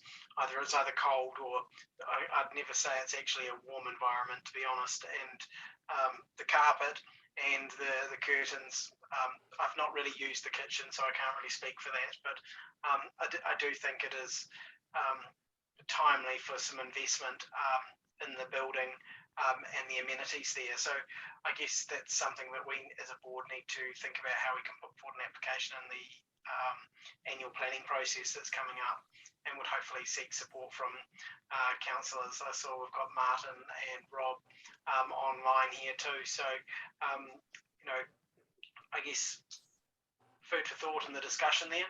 I can see both Jocelyn and Tonchi have got their hands up. So if I start with Jocelyn first, then we can move to Tonchi. Thank you, Mr. Chair. Thank you for reading out her submission to the state of the hall, Tracy. At the time when this came through, I know I asked the question for the council staff to actually find out how much money was in the budget for this hall, and to give some information about what the money was, what it had been earmarked for, what it had been earmarked for. So I'm not sure, maybe Mike's still busy, but I'm just wondering whether that information has been gathered so it can be provided to the boards as a good starting point for moving forward from here, because really something does have to be done. Thanks, Jocelyn. I think Mike's still investigating the previous query there. So once he gets back, we can put that to him. But, I see his face again. Hi, Mike. Are you there, Mike? Oh, yeah, you yeah. are too. Okay, yeah. So, sorry, I don't have that information to hand, councillor, but I think there's a discussion to be had about the facilities in general, and I don't mean to raise it now, Mr. Chair, as a matter for discussion, but I think you may be aware that we have some damage, some storm damage to the Memorial Hall over the last week. This hall is not in good shape, and of course we have the beach hall as well. So I actually think we need to think about this. We actually have this issue in most of the settlements in the district. all these things were built between 50 and 100 years ago, and they're all coming to the end of their lives now.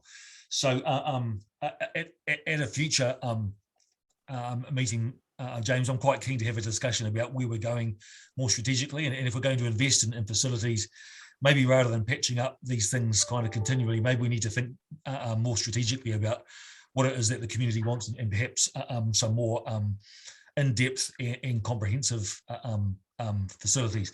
Early thinking at this stage, but I'm just a bit worried that we have, I think, four halls in Waikanae, all of which are kind of coming towards the end of their economic lives. Yeah, so I guess that raises a big question about strategic thinking. It would be helpful, I've mentioned this with you before, Mike, with regards to Waikanae Beach Hall, and I think the Memorial Hall, but also the larger Memorial Hall, where the Waikanae gymnastics typically uses, and other sports activities occur in there too. So I guess maybe this is something that can be put forward for the next agenda for a bit of an open discussion, and if there's can be some consideration for how we might look at some of that investment to shape discussions for the annual planning process, and actually also provide a bit of footing for another board that might come in place in subsequent months, so it gives them the ammunition and the ability to take forward discussions into long-term plan discussions again that will happen in about a year and a half. So is that a general agreement with the board as a request to Mike there? I take your lead on that, but I suspect that from my perspective is the more sensible of the approach. Yes. So if I can just have a say, Jocelyn, before you get back into it.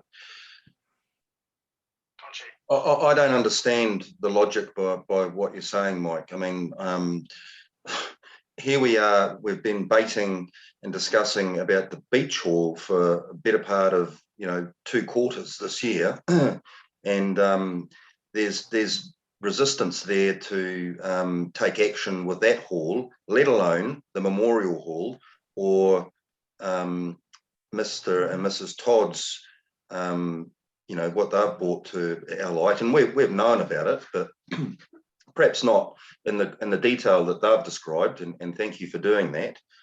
But it just becomes a talk fest and nothing happens. There's no action. That Memorial Hall has suffered from lack of preventative maintenance. It is structurally sound.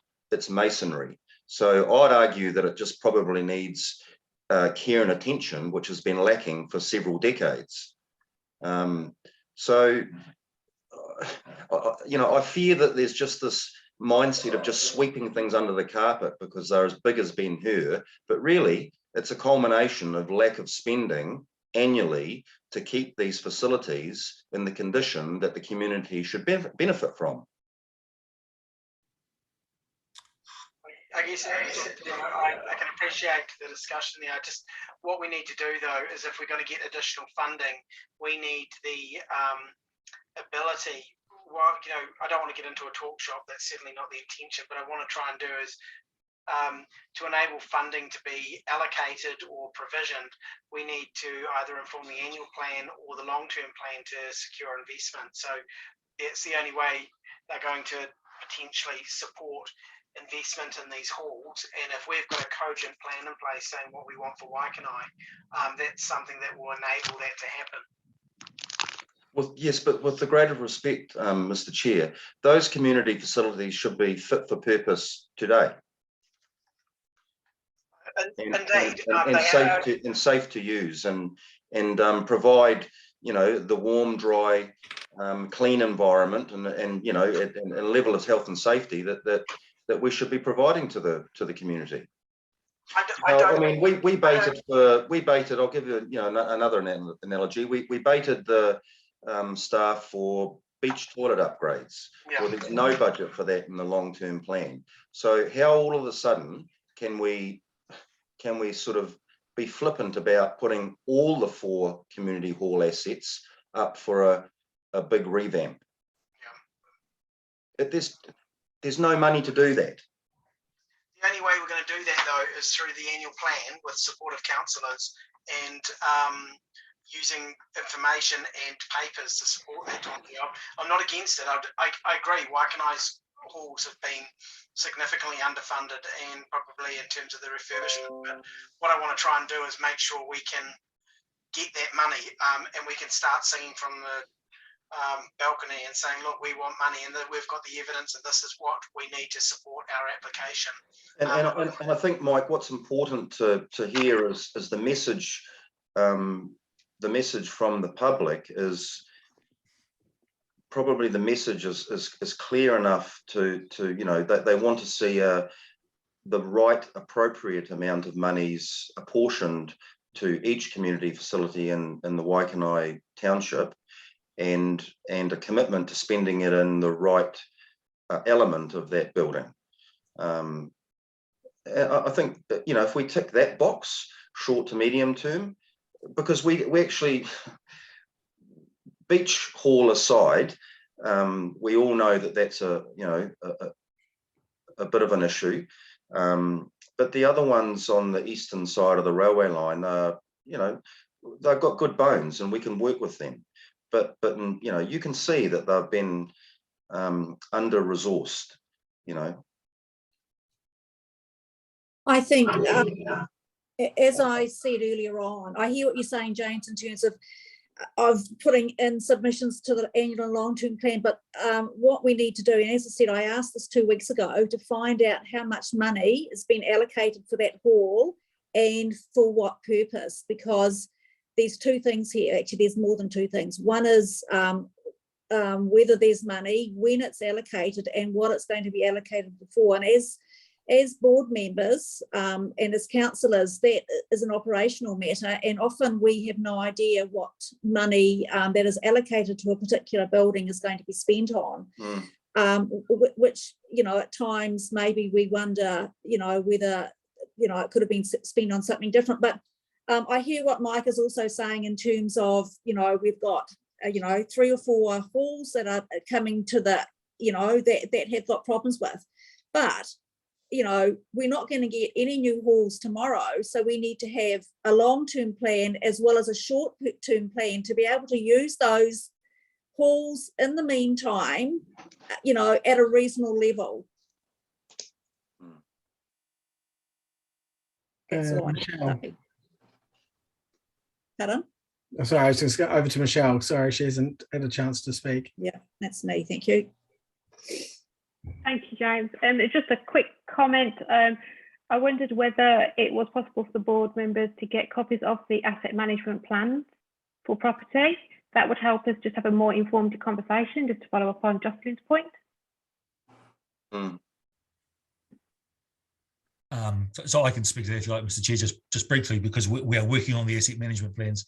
Michelle, part of the problem here is that we don't have them in a state that I would like them to be. So I guess what I'm talking about with respect to where we're going with our buildings is making sure we have good asset management plans that are actually driving our long-term plan.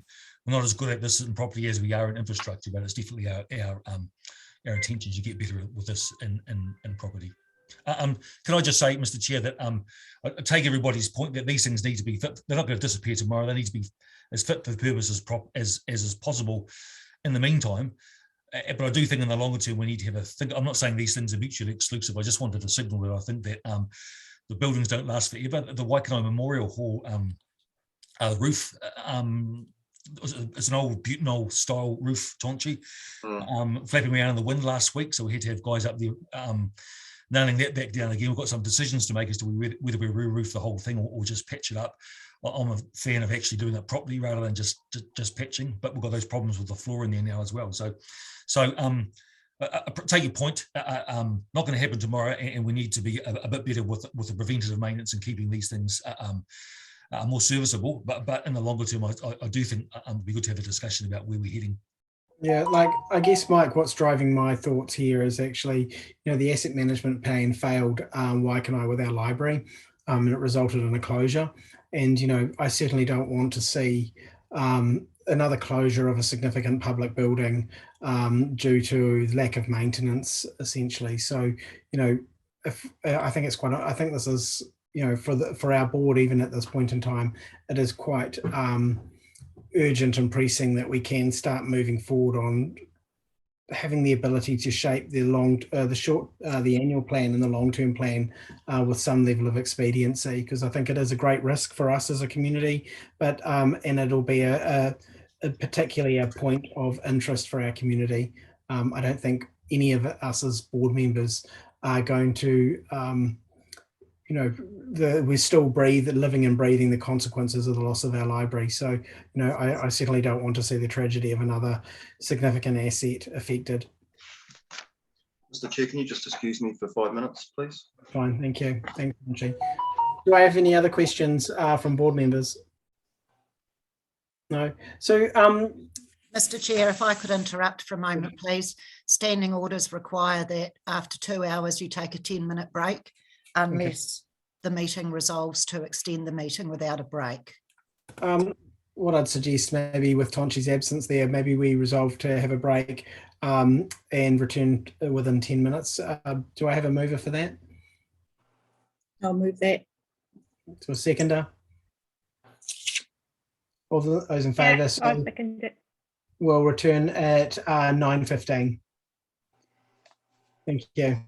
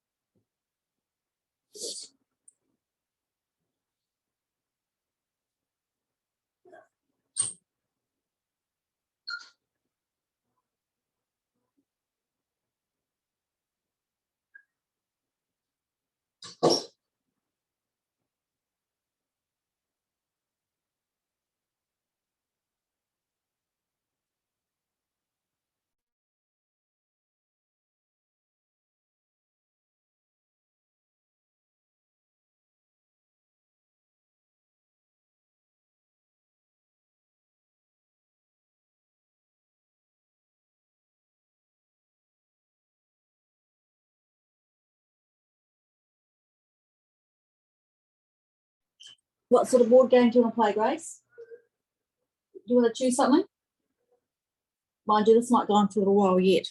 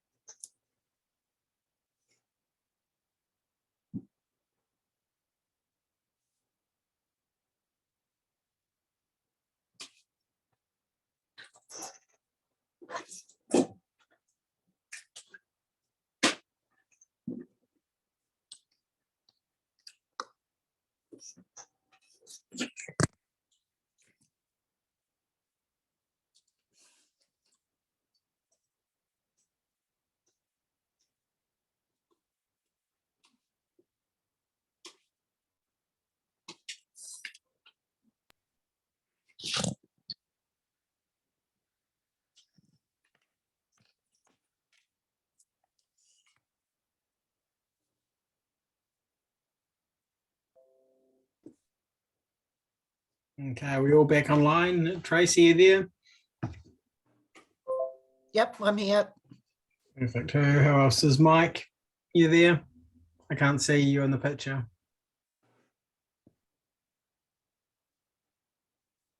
No, Mike's not yet.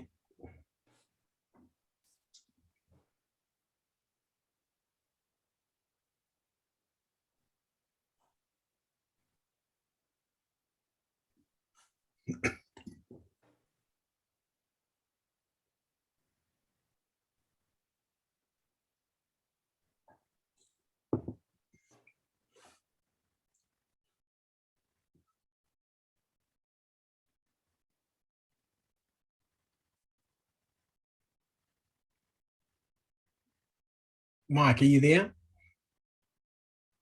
Tonchi? No? I might just text Tonchi and see where he's at.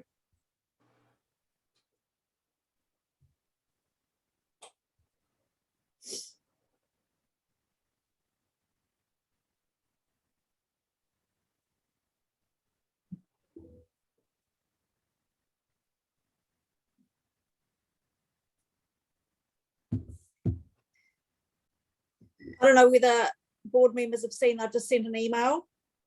No. I'm not very good at doing dual screens, Jocelyn. Yeah, I in the break, I checked to see how much money is allocated to that hall in the next financial year, which starts in 10 days. Yeah. $37,000. So I think it would be important to have some conversations about how that money is potentially spent. Do you hear that, Mike? I did. Thanks, Jocelyn. Yeah, I did. Just the damage to the memorial hall is that's going to flick our I think I mentioned that to you, Jocelyn. That's going to trigger our insurance. So it's more than 50 grand's worth of damage in there. And there's issues with the roof as well. So that's been our focus over the last week or so. They're expensive, these things to maintain. No, it's just so yeah. How much will the insurance cover it? So we're going to cover the first 50. So 50 is is the premium. Okay. Yeah. Right. Is that per hall, is it? Or no, the way insurance is per event, so they've got a really specific definition of, but basically it's per building, and there's the roof stuff I was talking about as well. So what are you suggesting, that money might go out of the senior citizens hall into the memorial? Oh no, not at all. I was just mentioning, just as context, that that hall's that's where we're focusing at the moment. We've ripped the carpet up. I don't know if you've been there, but we've No. yeah, and the water got under the carpet into the timber. It's a chipboard floor, so we're going to have to replace. Oh dear, yeah, it's not. It swells up. Oh, so we might actually see some good investment in our hall then, Mike. So we need a few more of these, do we? Well, so one of the issues is, James, that insurance will replace like with like, right? So they'll put in a cheap chipboard floor in. So one of the things we want to do is put a better floor and put a ply floor in. So if it happens again, we're not in exactly the same situation again. So, is it a varnish chip floor? Yeah, the existing one is, yeah. It's headed though, Tonchi. So here's a chance to actually kind of be a bit smarter.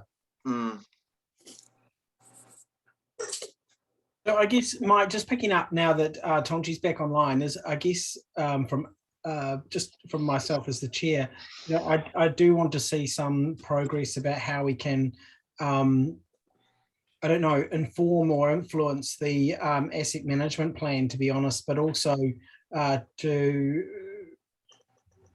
consolidate our concerns about the Waikanae Beach Hall, but into a, you know, sort of an omnibus based approach to seeing how we can see greater investment in our halls, particularly if they are exposed as they are at the moment to, you know, for a better word, a bit of neglect through TLC and regular maintenance. So how can we get that on our agenda? You know, it would be great to before this triennium to see something in place, because I'm ever conscious that the annual plan's kicking off shortly.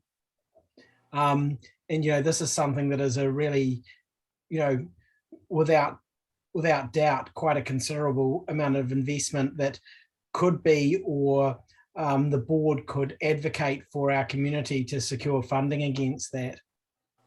I'm trying to delete your hand, Councillor Baranov, but I can't. My cursor, get rid of it. There we are. So yeah, sorry, Mike. So it'd be helpful to understand what we need to do to enable that to happen. So within the council at the moment, we're having discussions about asset management plan. We have the same issue, James, as I mentioned before, across the district. We've got a block obsolescence, if you like, of a whole bunch of buildings of a similar age. Yeah. So we're turning our minds to, I think Michelle mentioned asset management planning. That's the key to it, is good asset management planning. We're developing those now, and they need to drive our investment in the long-term plans. So and we need to bring those to councillors and community boards. So what I was going to suggest, James, we're happy to be held to account for this, and maybe by recording it in the matters under action, so that it doesn't slip off the radar. And I'm really comfortable with that, because it's something that we know we need to do, that we are doing anyway across the district. Yeah.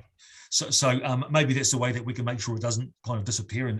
Is there any way a paper can be commenced? Because in some ways, one of the successes of the Waikanae Community Board in our last LTP bidding was working with the Parks and Reserve teams, for example, to get funding for the Waikanae Park. Was actually working with them to put together a plan about, you know, investing in our community with that team. So, you know, I would assume that should we be able to align ourselves within council with, you know, the particular staff, then I think we'll be able to influence a little bit more than what we just, you know, because to be honest, it needs to be a bit of a tag team of support from staff and elected members, to be honest. Yeah. So we do need that help to do that, because that's really what was pivotal in that success. Yeah. So no, I don't mind admitting, James, that we've had a bit of a lull in that area over the last 12 months. We're rebuilding the team now. Some of you have met Gareth, who's the new manager in this area. He's got about 3 or 4 new staff starting in the next couple of weeks, including a guy called Trevor Jackson, actually. So you might know Trevor Tonchi. He used to be the groundskeeper for the base and then for the stadium in the city. He now lives up. Oh, yeah. So Trevor starts with us on the 7th of July. We've got 2 or 3 other people joining the team as well. So now we're rebuilding that team, James. We're more than happy to start engaging and having those relationships. Okay, so if we can have something come to our next, you know, it'd be great so that some of that discussion can inform the the annual plan, though. Yeah. I'm I'm really conscious that that's going to kick off, and if we're that train might leave before we get on onto the thoroughfare, so to speak. How much longer we've got to go? What, for the LT annual plan? No, this evening. Pardon?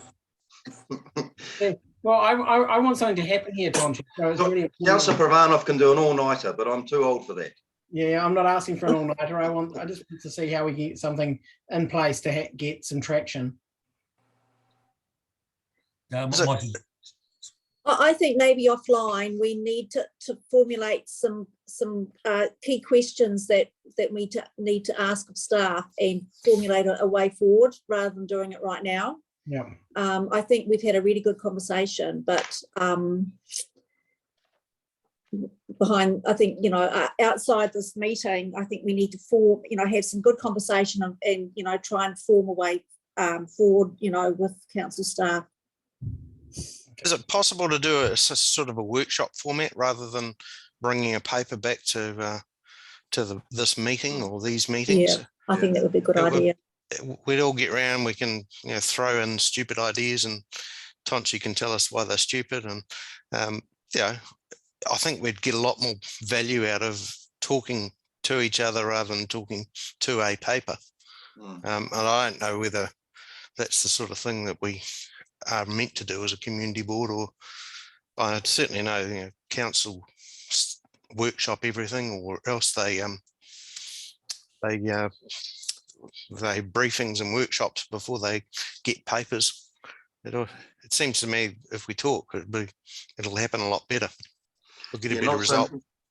Not so much being disenfranchised and then just getting a paper and then having to react about it, and get involved with the staff and make it a journey. Okay. Yep. And I think as a board we need to prioritise, you know, what our thinking is as well. Yeah, indeed. Okay, well, Mike, maybe you and I touch base whilst we're in the next week or two with regards to agenda items anyway. But actually, I think what Richard's mentioned, actually, to workshop some of this is a good idea. Michelle. Getting back to my earlier question, what time are we finishing tonight? We'll be finished hopefully in the next half hour, Tonchi, all going well. Michelle. But just a question. There's some comments in the chat. I don't know if people are keeping track of those. But there's a good suggestion that maybe we could, as a board, do some thinking first before we go to the staff, just to give them. Yeah. Yeah, I think that's where a workshop would probably be quite handy. So, yeah. So, Mike, I guess the concluding comment here is if you can help us get the appropriate staff to have a workshop with, that would be great. Sure. Yep. Completely. Yep. Yeah. So we've been talking about parks, so it's actually the property team. I think that's the most sorry. Yeah. So if you could help us that would be great. Yeah. I can. Yep. Okay. Well, thank you. Now I think that concludes the public speaking now, and now we can move back to the agenda item. And as Tonchi's mentioned, concluding the meeting in a timely fashion. So if we just move to members' business, I'm just going to ask each community board member just to say an interesting thing that they've been up to. Just one item, please, ideally a minute, and then we can move forward to discussing the applications for funding. So I can just mention probably one of the most interesting things I've been participating in locally is about the locality networks for health service provision for the Kāpiti coast and what that looks like in the structure going forward with the reforms of the New Zealand Health Service and how that will impact Kāpiti in particular. So it's going to be a really challenging environment because we're not going to be wave one of the funding. It will be wave two, and what it looks like and who will be involved is going to be a significant question, and what health services look like with regards to are they going to be more devolved to Kāpiti or not. My suspicion is they're not. There we go. If I can move, who's next? Tonchi, you're the next on my line of sight, then I'll go Richard. Yeah, I've got really nothing to share this time round. been involved in a few things, but nothing really startling and that needs to be shared at this meeting. So I'll pass. Thanks, Richard. I've been trying to get some sense out of poor Gareth, who's run off his feet, about what's happening with Ferrazon, and I'm tentatively arranged a meeting with him in the next couple of weeks. He's got a clear idea of what's happening with the resource consent that they need to file to do some work on the ponds down there, and that affects the budget for this year, which is this year's just about finished anyway. But then it gives them clarity on the budget for next year. So I'll be meeting with him and grabbing all the Ferrazon people, and we'll be setting some priorities for Ferrazon Reserve. Thank you. Michelle. Just on Sunday, I attended an undercover community fair that was held at the Equestrian Centre.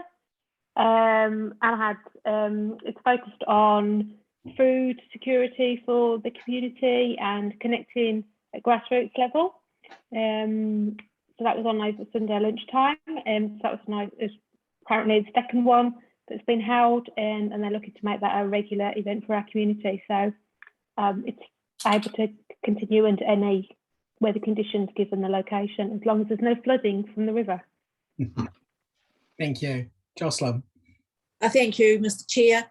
I submitted my activities report. I seem to have spent a lot of time attending briefings and meetings, but probably the highlight was actually going to the Arbor Day at the Ferrazon Reserve. Very, very well organised by council staff.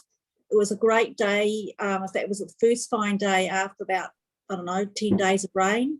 And since then, the plants have been nicely watered in. The kids, they love what they were doing. So it's always a highlight for a lot of people, that event, and really important for our environment and our communities.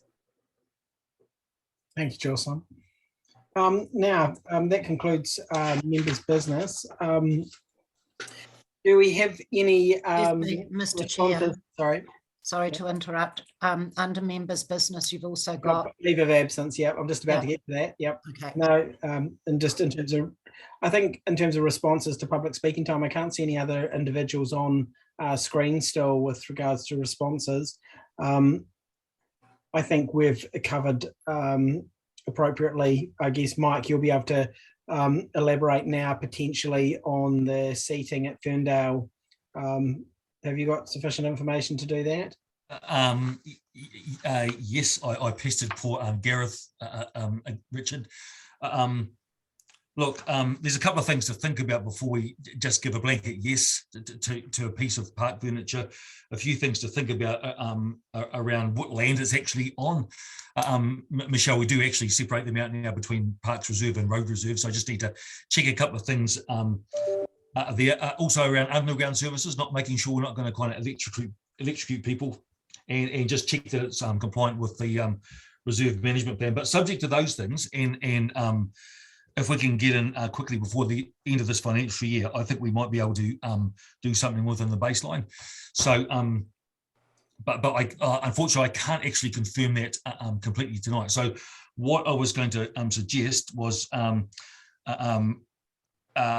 when we get to this point, that perhaps the board might choose to approve a grant funding in principle, but subject to KCDC grant funding, KCDC baseline funding not being available. So I've probably made double negatives there, but did you understand what No, indeed.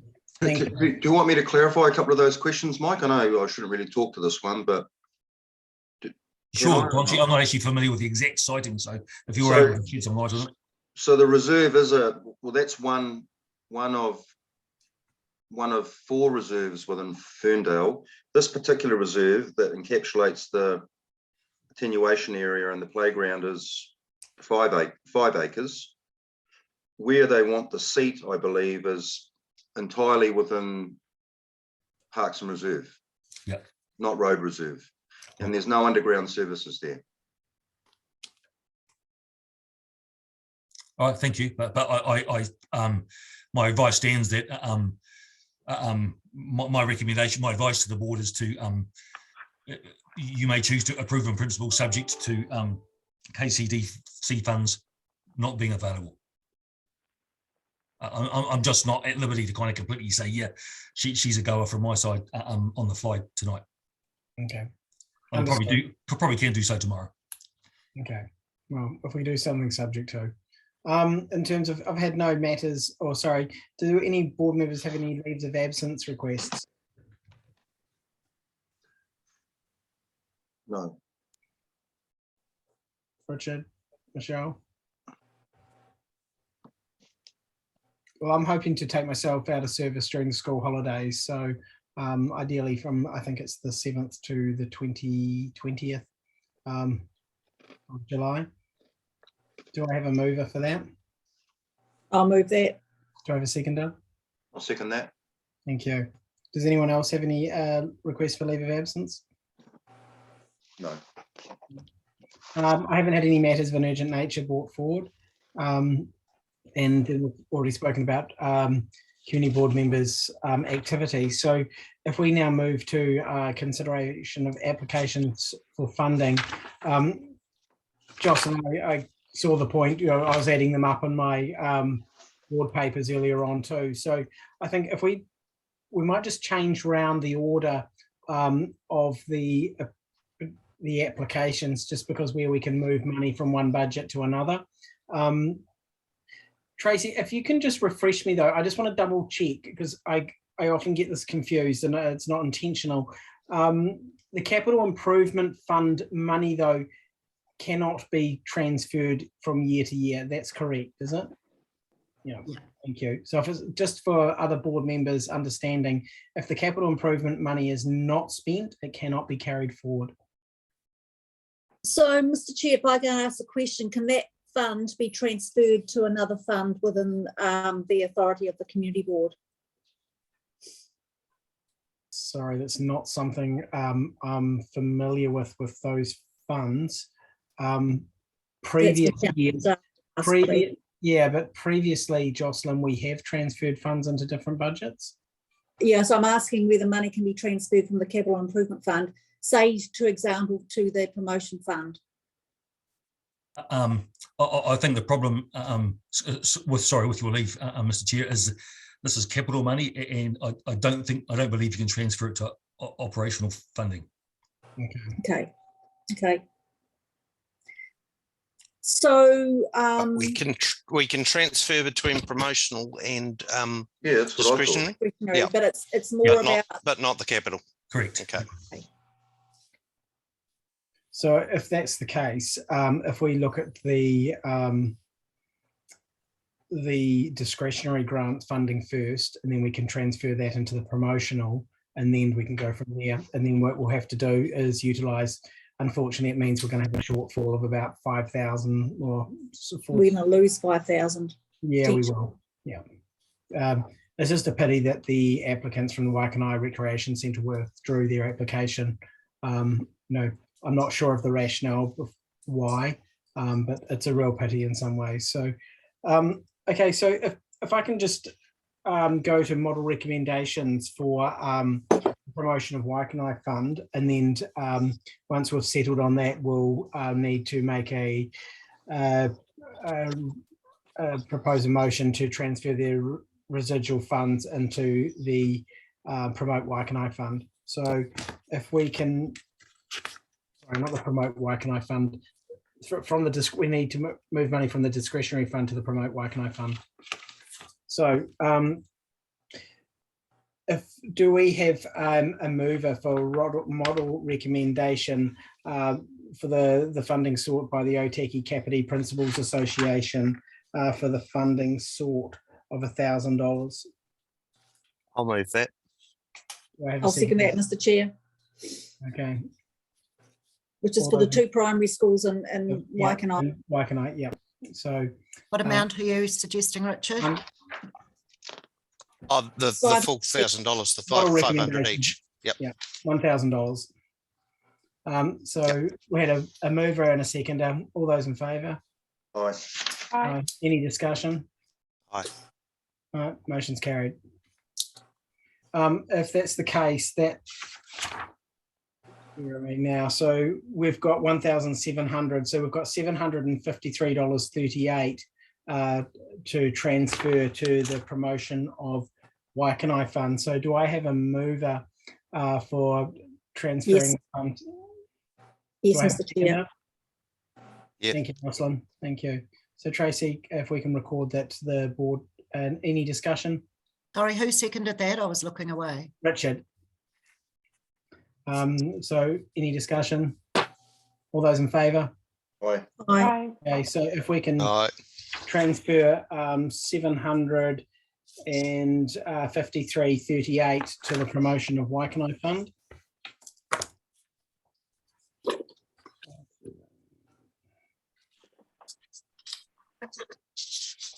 Okay, so if we can move to the promotion of the Waikanae Fund. This fund has been significantly oversubscribed. I'm suggesting that we do move to the Ferndale Trust application first and move through in the sequential order, given the other items on the agenda. So do I have a mover for model recommendation for supporting? Now, I guess the key question is, this will be subject to what Mike described before, that Parks and Reserves, if it's funded within council pay for it. If it's not, we'll pay for it. Yeah. Yeah, that's good. Okay, so if we, on that basis then, do I have a mover for $2,330 for the Ferndale Association? Yes, I'll move. Moved by Michelle. Do I have a seconder? Yeah, I can do that. Any discussion? All those in favour? Aye. Aye. Aye. Carried.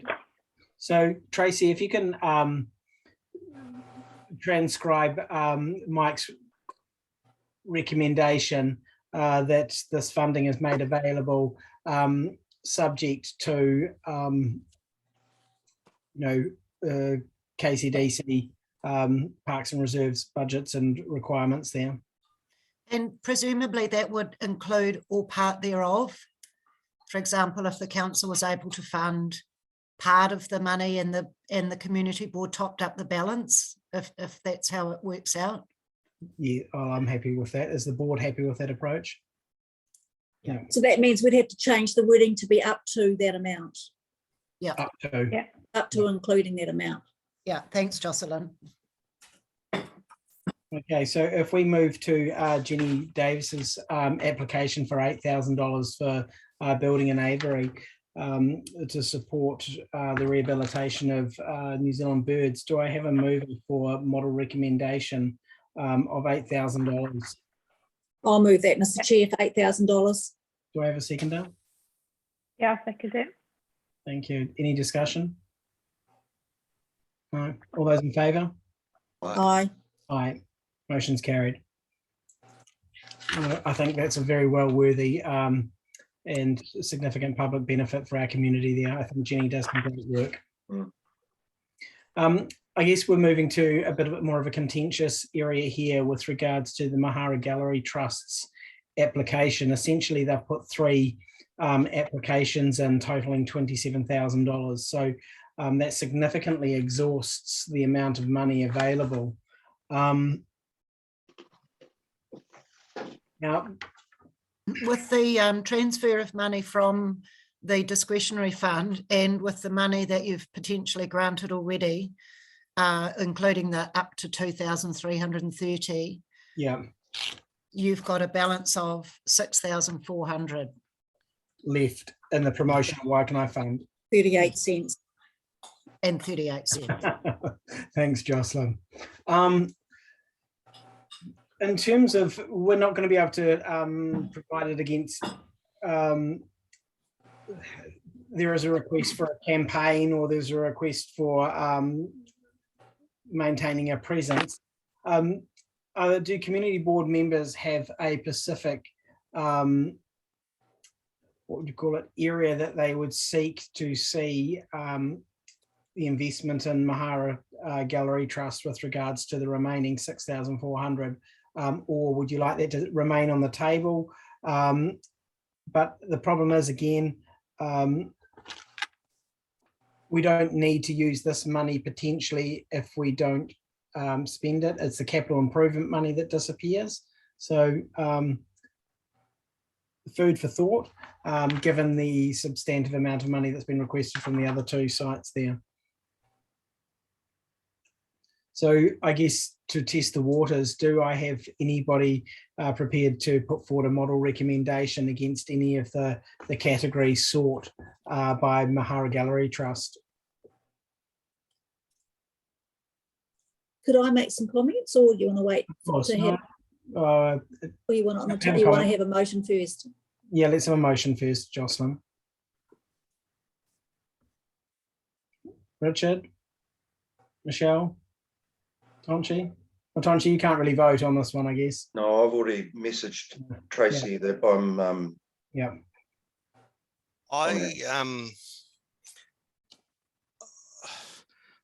My feeling was that we've already paid so much to Mahara that they would certainly be the last cab off the rank.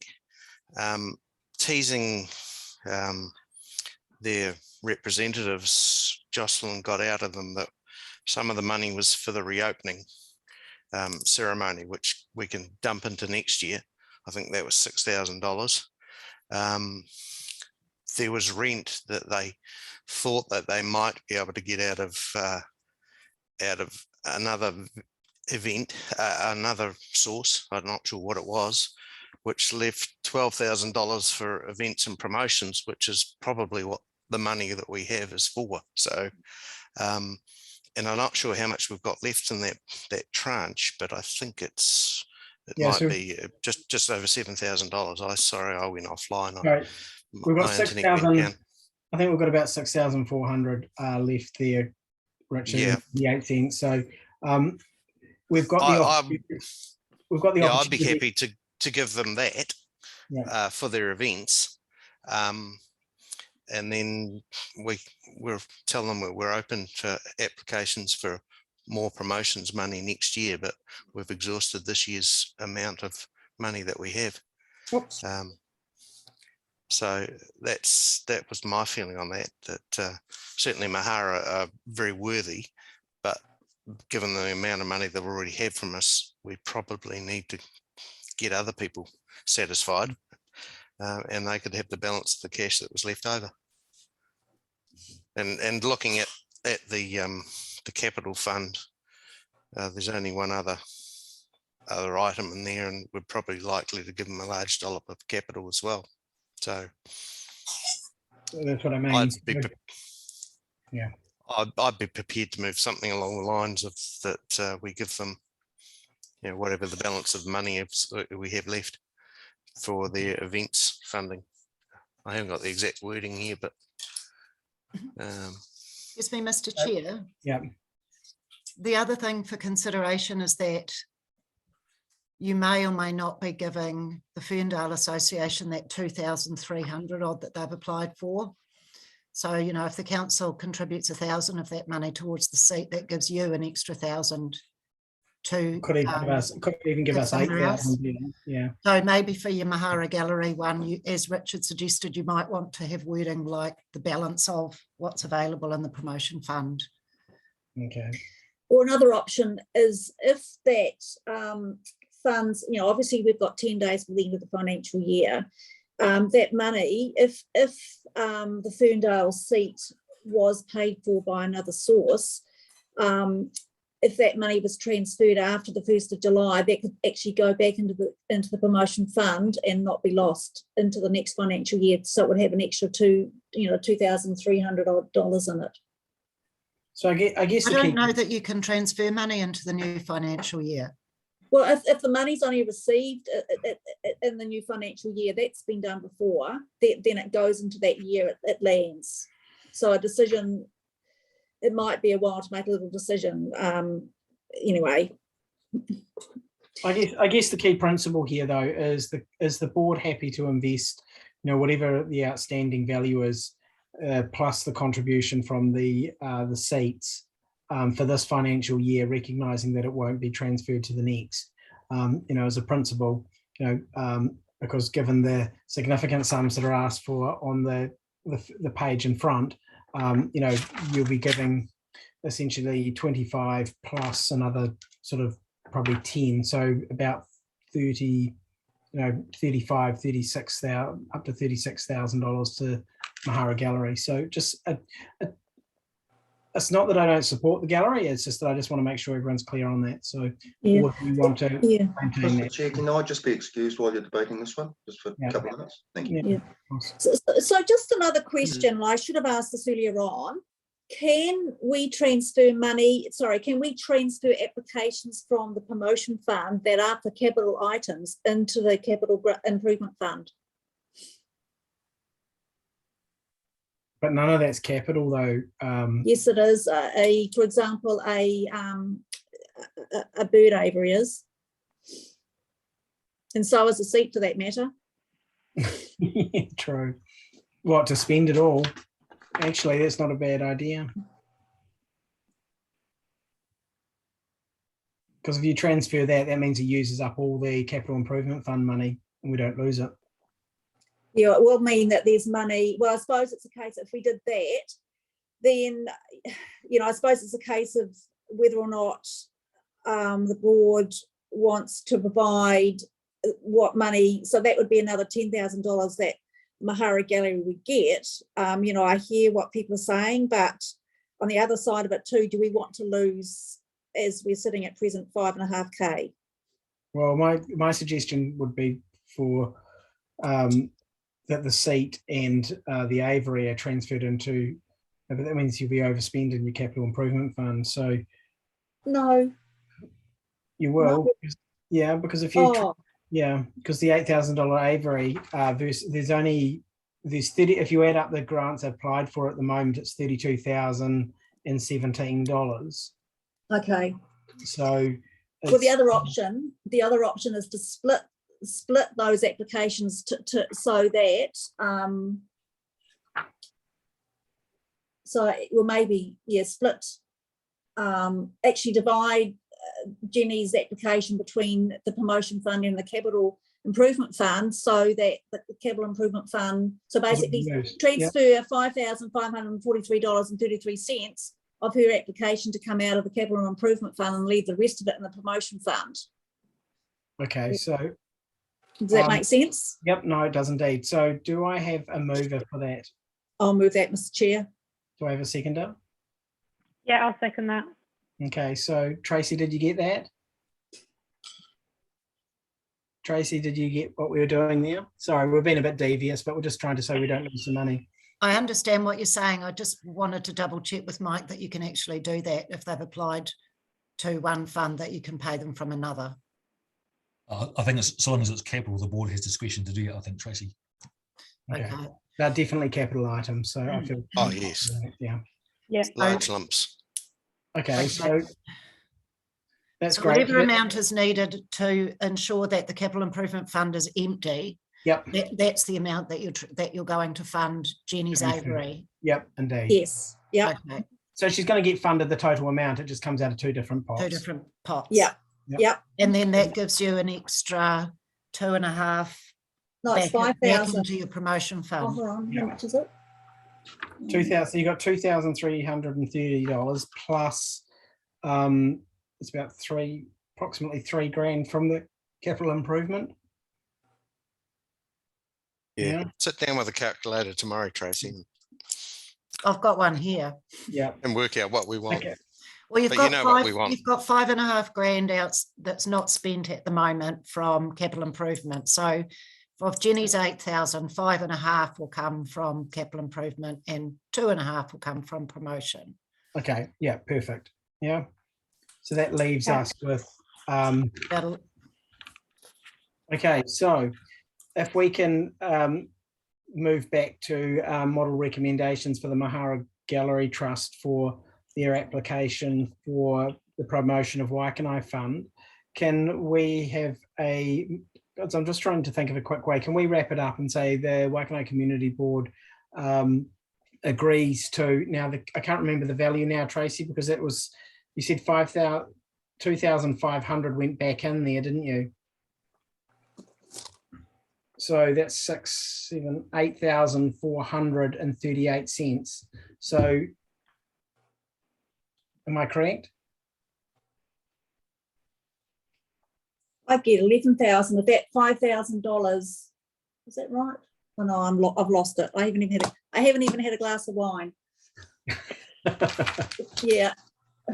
So yeah, but I think, Tracy, you understand the intent of what we're doing, don't you? Yeah. So Okay. now we just got to decide whether we specify how the Mahara Gallery Trust spends their money, or whether we give them some leeway. My personal preference would be to give them some flexibility, but it needs to be on the promotion of Waikanae. So Yes. I guess the organising a program of community events in Mahara Place would be one of the better things that they can spend that money on, in terms of then genuinely improve promotion of Waikanae. So, you know, something under 22.3, I'd be supportive of. If I can make some comment about that, Mr. Chair, I felt that particular, that's the $12,000, Yeah. what they were proposing. I felt that part of their application was the weakest. Yeah. There was no specific events. It was all potential stuff. So I felt that was the least part of their application that should be funded. That's my personal view. Okay. Yeah, the difficulty now then is if you're going to spread it over 2 funds, because I think the promotional campaign preceding the opening is nil and void, because it's not going to happen in this financial year anyway. So it's going to have to be spread across 1 and 3. So so what Mr. Schroff said was that they needed to give some indications that there was some seeding money for some of these events. I can't quite remember which ones now, but yeah, indeed. So, and I think that's the only way that they can plan forward. So, you know, my preference would be that they can spend the money on 1 and 3. Which are 1 and 3? 1 and 3 is the cost of maintaining a visible Yes. public Mahara cultural presence, and 3 was organising a program of community events. Yeah, that last one is the bit that I felt was the weakest. I haven't heard what the other board members think about that. I'm open to, you know. Michelle and Richard, what's your? I think having got the money, they've got a good track record of spending it well and letting us know what they've spent it on. So I think if we give them the money, they'll get on and do it and report back to us. I think they've had, you know, they've done some good events with, let's say, Matariki in the past, has been really great. So, you know, my children participated in that over the years that they've done it, and it's a shame it's not sort of really going ahead this year. So, you know, things like that, you know, it's a loss for our community more than anything. So, you know, whilst you're saying the evidence isn't as great as it could be, I think, you know, seeing events in our local community is just something that we need to see. And they do a good job. They have, you know, events on for, you know, artists, you know, in community events. Board members, I've just done a rough calculation, and from your promotion fund, after you've paid 2.5 to Jenny and up to 2,300 for your seat, you've got almost 12,000 left over, which is what you'll be giving to the Mahara Gallery for these promotional activities. Okay, so can I put forward a model recommendation that that the Mahara Gallery has up to $12,000 to put towards the costs of 1, you know, maintaining a visible public presence, and 3, organising a community events program in a way that enables them to deliver a promotion of Waikanae. You know, or something to that effect. Yeah, I'm happy with that. Jocelyn, Michelle?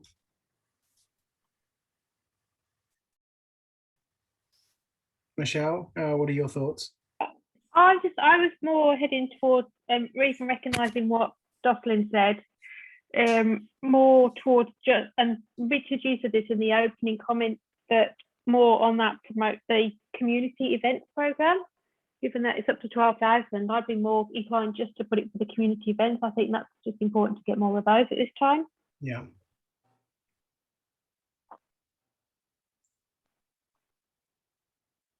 Okay, so do I have a mover for a model recommendation then, that organising a program of community events up to the value of $12,000?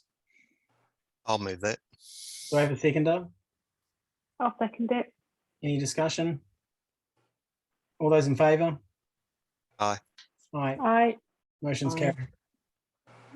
Thank you. Okay, so That was 15 minutes. What's that? Yeah, right. We're going to be finished soon, Tonchi. Don't worry. Yeah, we're not done on Mahara yet, though. No, I know, but let's keep moving. Oh no.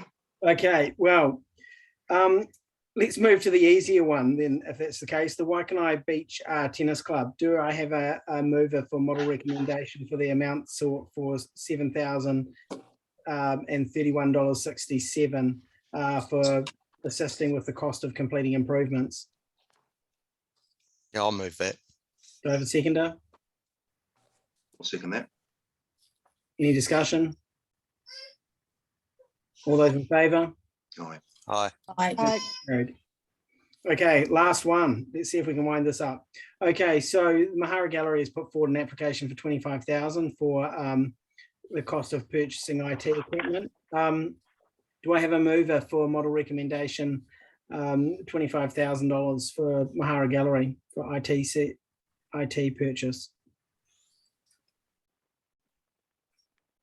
No. I'll move it to. Sorry, I'll move it to just to get it going.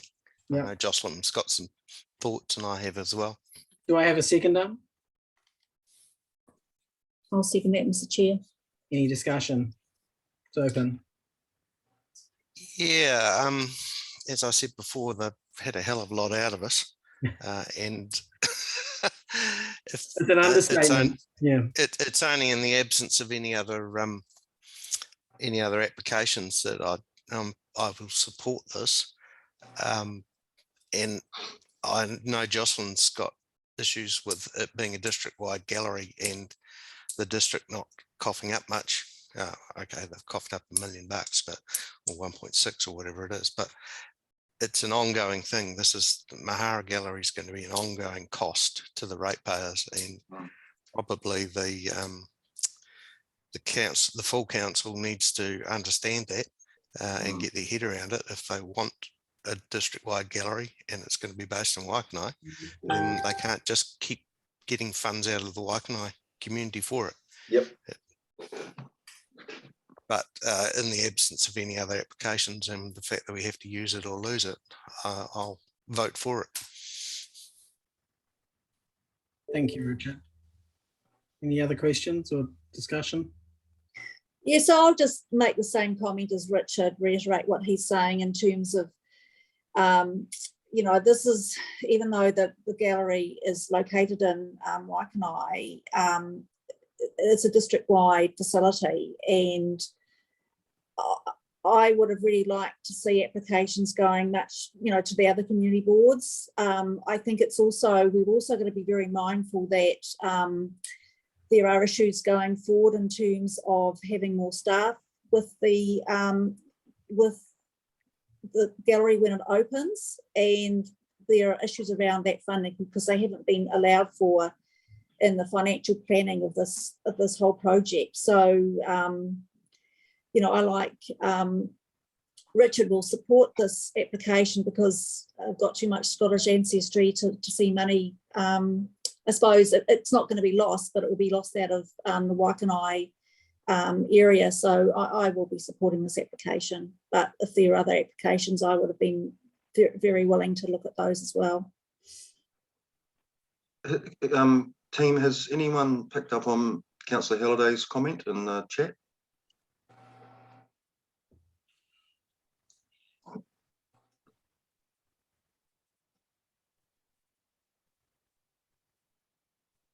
But can the promotion applications be transferred to Cap? No, but you don't. We have sort of done that, Tonchi. We've transferred part of the Avery across to Capital. Yeah. To free up. Yeah, so we have done a bit of that. But can I just talk to Councillor Pravanov's comments? I took that was a takeaway item for me at the last informal meeting that we had. So I did deliver that. It doesn't appear that they've gone. I don't know. I'll know tomorrow morning at 9 o'clock because we've got a board meeting. But I will ask that question, whether they've applied to the other districts' community boards. Thank you, Tonchi. I think it's also important that councillors are aware. They do know that this is a district-wide facility, but just reinforcing the fact that just because it's based in Waikanae, it's a district-wide facility. Yeah, and I think that needs to trickle down to other. We're just an easy target. Yeah. Well, we've got that capital fund, and councillors like to get their grubby hands on it. The problem is, if we're going to leave a legacy as a community board, it may as well be in the Mahara Gallery, to be honest. You know, like everybody's discussion here, you know, they've had their fair share of the cake, you know, but, you know, in the absence of any other applications, I think it's a worthy cause. So, you know, I'm happy to support it. So we've had a mover and a seconder. End of discussion. All those in favour? Aye. Aye. Thank you. Motion's carried. So that moves. We're nearly there, and it's nearly 10 o'clock. So we need to get moving with some haste. We move to agenda item 8, confirmation of the minutes. Do I have a mover for model recommendation? The minutes are a true and accurate record.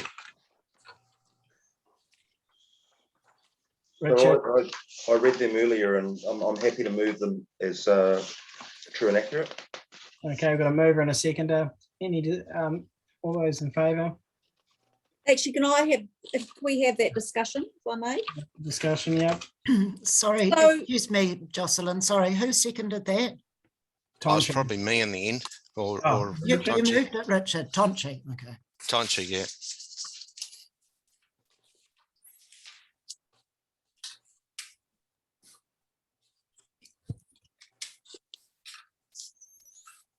Oh, you're making me to make one. So I just wanted to I noted in, I'm trying to find my page. I noted in here that the application, the board's application to the on the long-term plan was going to be ratified at this meeting, but that hasn't happened. And I just see tonight that it is the first time it's been circulated to the board members. Is that correct? It is indeed. So I'd sent that in, gosh, it was over a month and a half ago, I think it was now, for submission. So it was submitted without the board seeing it? Indeed. Okay. So I suppose there's potentially an issue. I don't know when those planning hearings are actually coming up. Yeah. And if the submission hasn't been ratified, there might be a problem. There might be a problem. I don't envisage it as the chair's able to make submissions on behalf of the board. I think they are, but I think I would have thought that if it's a board submission, that the board actually it should be able to make comment on it before it's actually submitted. No, I submitted it in haste, trying to get something through to make sure that some of the concerns that were raised, these are things that the board are aware of, and we've had in discussions at our board. I hope I've reflected those. I haven't captured any other comments in there that haven't been discussed at previous discussions. I guess on my part, an apology for not sharing that with the board. But in terms of trying to ensure that we actually put forward a submission about some of the issues that have come forward and been presented by members of the public. Okay, thank you. So I guess because I haven't given enough time to put that through an approval process, so I guess it's been circulated now, so we can actually have that on the agenda for the next board meeting.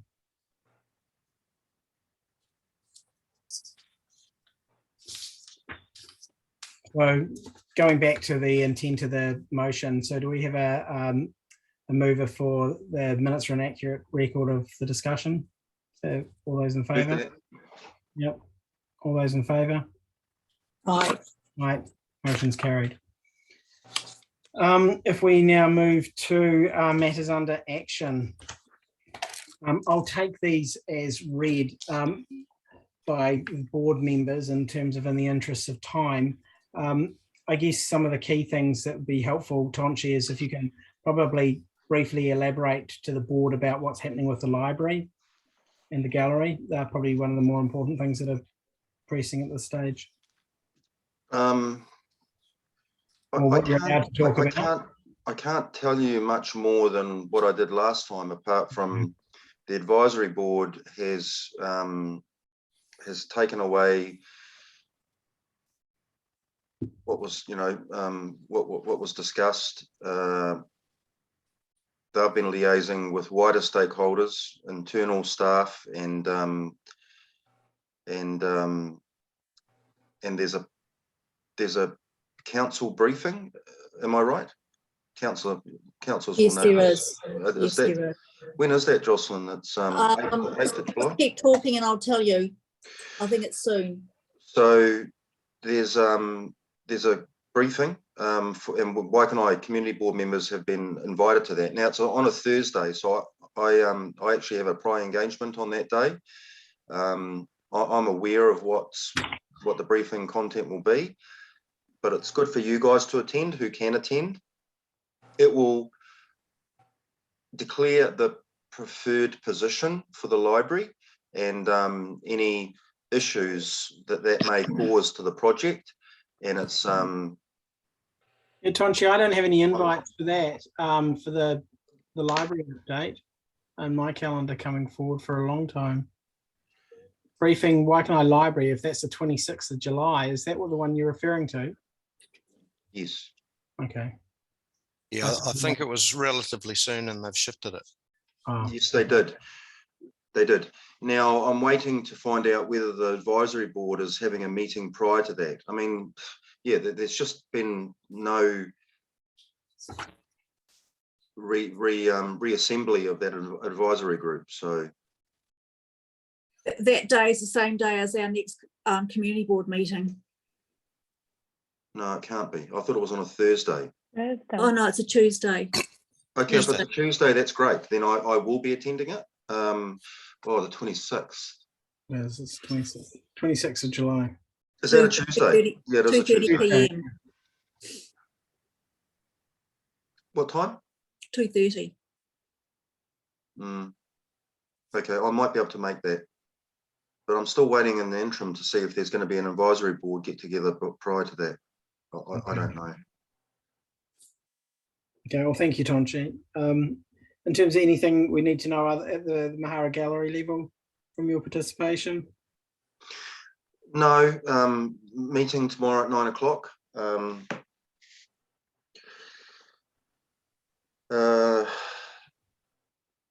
Project appears to be on time. There's a few, there doesn't seem to be any delays by Crow Construction. There've been minor holdups with COVID and staffing. There's a few, minor niggly issues with procurement material, but there doesn't seem to be a cliffhanger yet.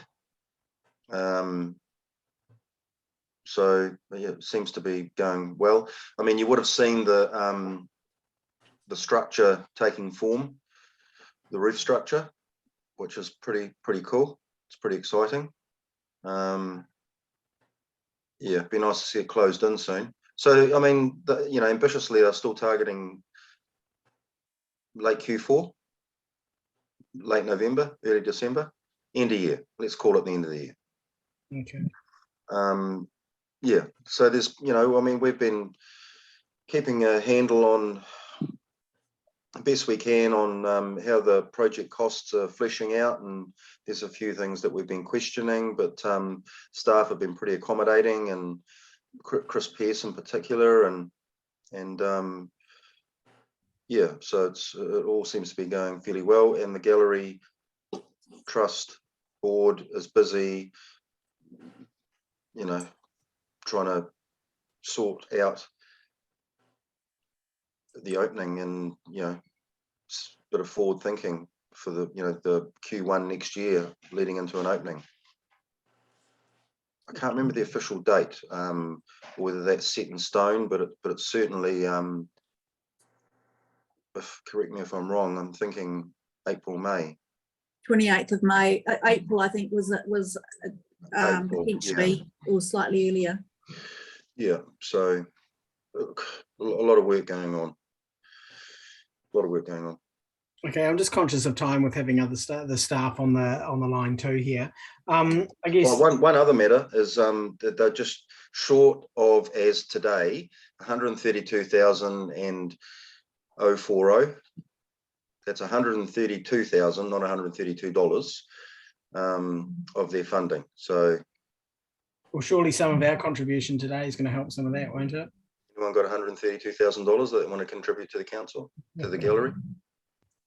That's actually the build. That's at the builders at Tamwana, not anything to do with what we've done today. No, that's the trust's portion of the contribution. So it's actually well under that threshold. You know, where council will pick up the shortfall, but it'd be nice to get under that six figure, wouldn't it? Yeah. So even if you want to make, you know, your little $250 donation, or your bronze or your silver, and it all helps. So tell your family and friends. Well, good idea.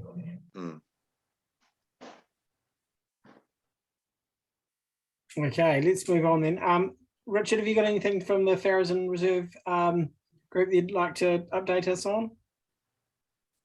No, just what I mentioned before. I've finally got hold of Gareth, and we're going to have a meeting with the full group to work at next year's budget. Okay, so I might, just conscious of time and with staff on board, and we're hitting nearly past 20 past 10 here. So if there's any other items that people would like greater detail on, I suggest that we draw the meeting to a close. Yeah. And thank staff for their participation and assistance. So, Mr. Chair. Mr. Chair, sorry, Jocelyn, you go. Yeah, so the second item that's on our matters under action is the State Highway 1 revocation in relation to the Waikanae River Bridge. Yeah. And maybe Mike, we ought to make some comments about this here. It's due to be, it says it's moving. I know it's a moving feast in terms of the deadlines, but I'm just wondering whether or not you have any more up-to-date information about when that's likely to occur, because I know it's going to have some big impacts on use of that area, and about how the comms that hopefully has been organised around that. Can I just flesh that out a little bit? So Councillor Pravanos made a good point, but it seems like it could pan out to be the never-ending story, because for like a week or two, nothing happens, fencing's up, and then they come back, and it seems bitsy. And then if you listen to Mr. Mansell, who's had a 3-year experience, I mean, I'm not sure, I'm just a bystander, and I'm not quite confident in it all. How can we find out what, there must be a program, surely. I'll let Mike go first. There is, and we have a representative, Andrew Tor, who works with Waka Kotahi on this. This information is pretty fresh, Tracy, I think from 7 or 10 days ago. So as of that time, it was a pretty good update. You know, I can go back and ask again, but again, as you say, Tonchi, in terms of certainty, I think we're all looking for certainty where there is none. So this is as good a guess as they can give us at this point. So, I mean, we need to put ourselves in the position of that bookstore and the bakery. And I know people who have just went, I can't be bothered pulling over or battling for a park. And then yesterday or the day before, I couldn't go north because they'd entirely closed off and put it to one lane, and people who were turning into Elizabeth Street were backed up to the lights. It just seems totally dysfunctional, and there's no one there managing traffic. It seems legless. So I just think the people down there that are trying to make a living, and here we are championing for the business community and the vibrance of the town centre, and yeah, they're getting a bit of a raw deal on that old state highway. I think, Tonchi, what you've raised a slightly different issue, and that's actually the work that's going already. It's actually happening further north. And I suppose we really haven't had any updates as to when that will be completed, which I think is really important for us as well as our community and all our storeholders. But it's my understanding in relation to the bridge is that the last time I heard, which was maybe about 10 days or so, is that the resource consent was with KCDC. I don't know how long that process is going to be, but I'm surprised. I have to admit, I'm somewhat surprised that wasn't applied for some time ago. But anyway, that is the situation. So, yeah, I think there is actually a briefing on that. Just looking for it. Yeah. Actually, I'm not sure. So I am conscious of time now, though. Yeah. We're heading 20 past 10 now. So, just like Mike, if you can just ensure that we are given some update, and I think you really need to voice the concern of the community board with regards to the impact it's having on those local businesses and the disruption. Like, this was supposed to be a 3-month project, and we're nearly at month 6. So, I think the community board is rightly so a little bit frustrated at the lack of progress that's being made. COVID is one excuse, but it is. Okay, so I'll convey the board's frustration both with the clip-ons and with the town centre. Yeah, the disruption. It is, like Tonchi elucidated, the bakery, the bookshop, the butcher. This must be having a huge impact on their revenue, and this is something that could have been completely prevented if it was done in a more timely and planned fashion. So, yeah. Okay, and just correct me if I'm wrong, anyone. There is a circulation going out to the business community, isn't there? Is there? I'm not aware of it. I mean, we get so many emails. I know that isn't there one dedicated to the revocation project and business owners, or? That's Mahara. That's the Mahara Gallery. Yeah, that's the Mahara Gallery only. So, I mean, we need to do something for these people just so they can see the timeline. Yeah, so we can communicate, or council can communicate. It's please, can we do that? So they just don't feel that we're not thinking about them. Yeah. So Mike, if I could ask you to, request from Whakakotahi to, at least provide some update to the local businesses about their actions, but also express to them our significant concern. Yes, can do, Mr. Chair. Yeah. Thank you. Again, so, Mr. Chair, I do have one more point, and that's the very last item on the matters under action. And so that's in relation to the Waikanae Beach Hall, which we briefly talked about earlier on. And so thank you, Mike, for initiating the external report, and you've put some comments around there in relation to the state of the building, but it was my understanding that report was actually going to come to this community board meeting, and I'm just questioning, I suppose, obviously it hasn't, whether that report could be circulated to the members, please. Can do. I would hope that when we're talking about or having this workshop on halls, that will include all halls in Waikanae. I agree with you, but I suppose, like... And so as part of that, we'll get that report, I would imagine. Yeah. Okay, so if I could let these poor staff go for the night, and... Can we just do one more thing, James? Last meeting, I asked if we could have a little update from Anna Carter and Land Matters on the on how, you know, what status their investigations were and feasibility was for this regional, is it cycle? Regional cycle. Yeah. Can we ask for that, Tracy, please? They were granted the money in November last year, and the grant criteria says they have 6 months to provide us with an accountability report. We're only at about 5 months now, so they're not actually required to give us that update yet. I can ask if they're prepared, if they can do so earlier. No, 6 months is well and truly up. It was up in... Well, it's from when the money was spent, not from the money when it was granted. Okay. Yeah. All right. So I did look into that. We should be getting an update from them next month. So I'll try and make sure there's an update for you for your next board meeting. Yeah, that'd be great. Yeah. Okay. So I have actually been talking to Anna about that project, and they have actually been working quite hard. So they are doing some stuff in it, but it's best for her to provide us, you know, her to provide that update to the board. Okay. So if I can cut in, then let's let her update that at the next board. We could. I can invite her to come and speak to you and provide a that would be update. great. That would be great. That would be perfect. Thank you, Mr. Chair. Just a reminder that we need to make a resolution to accept the updated matters of action, matters under action, please, before the meeting closes. Okay, so if we could update the matters under action reflecting the request for the cycle track, the notes to whakakotahi with regards to the clip-on and the State Highway 1 revocation works. I think they were the main ones that I've got on my notes. Yeah, actually, and we need a resolution to accept the matters under action, James. And can I have a mover to recommend we accept the matters under action? Yep, I'll approve that. Any discussion?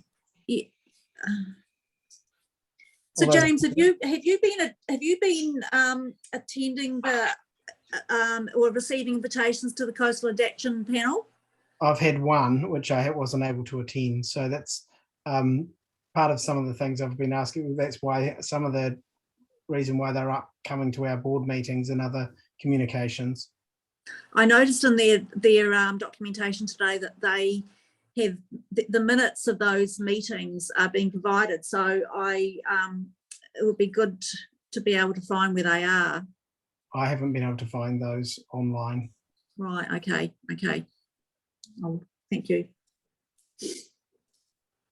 Okay. Well, I'll call this meeting to a close. So sorry, Mr. Chair. We need to accept the matters under action. I thought we just did. I thought we had. Richard has I interrupted.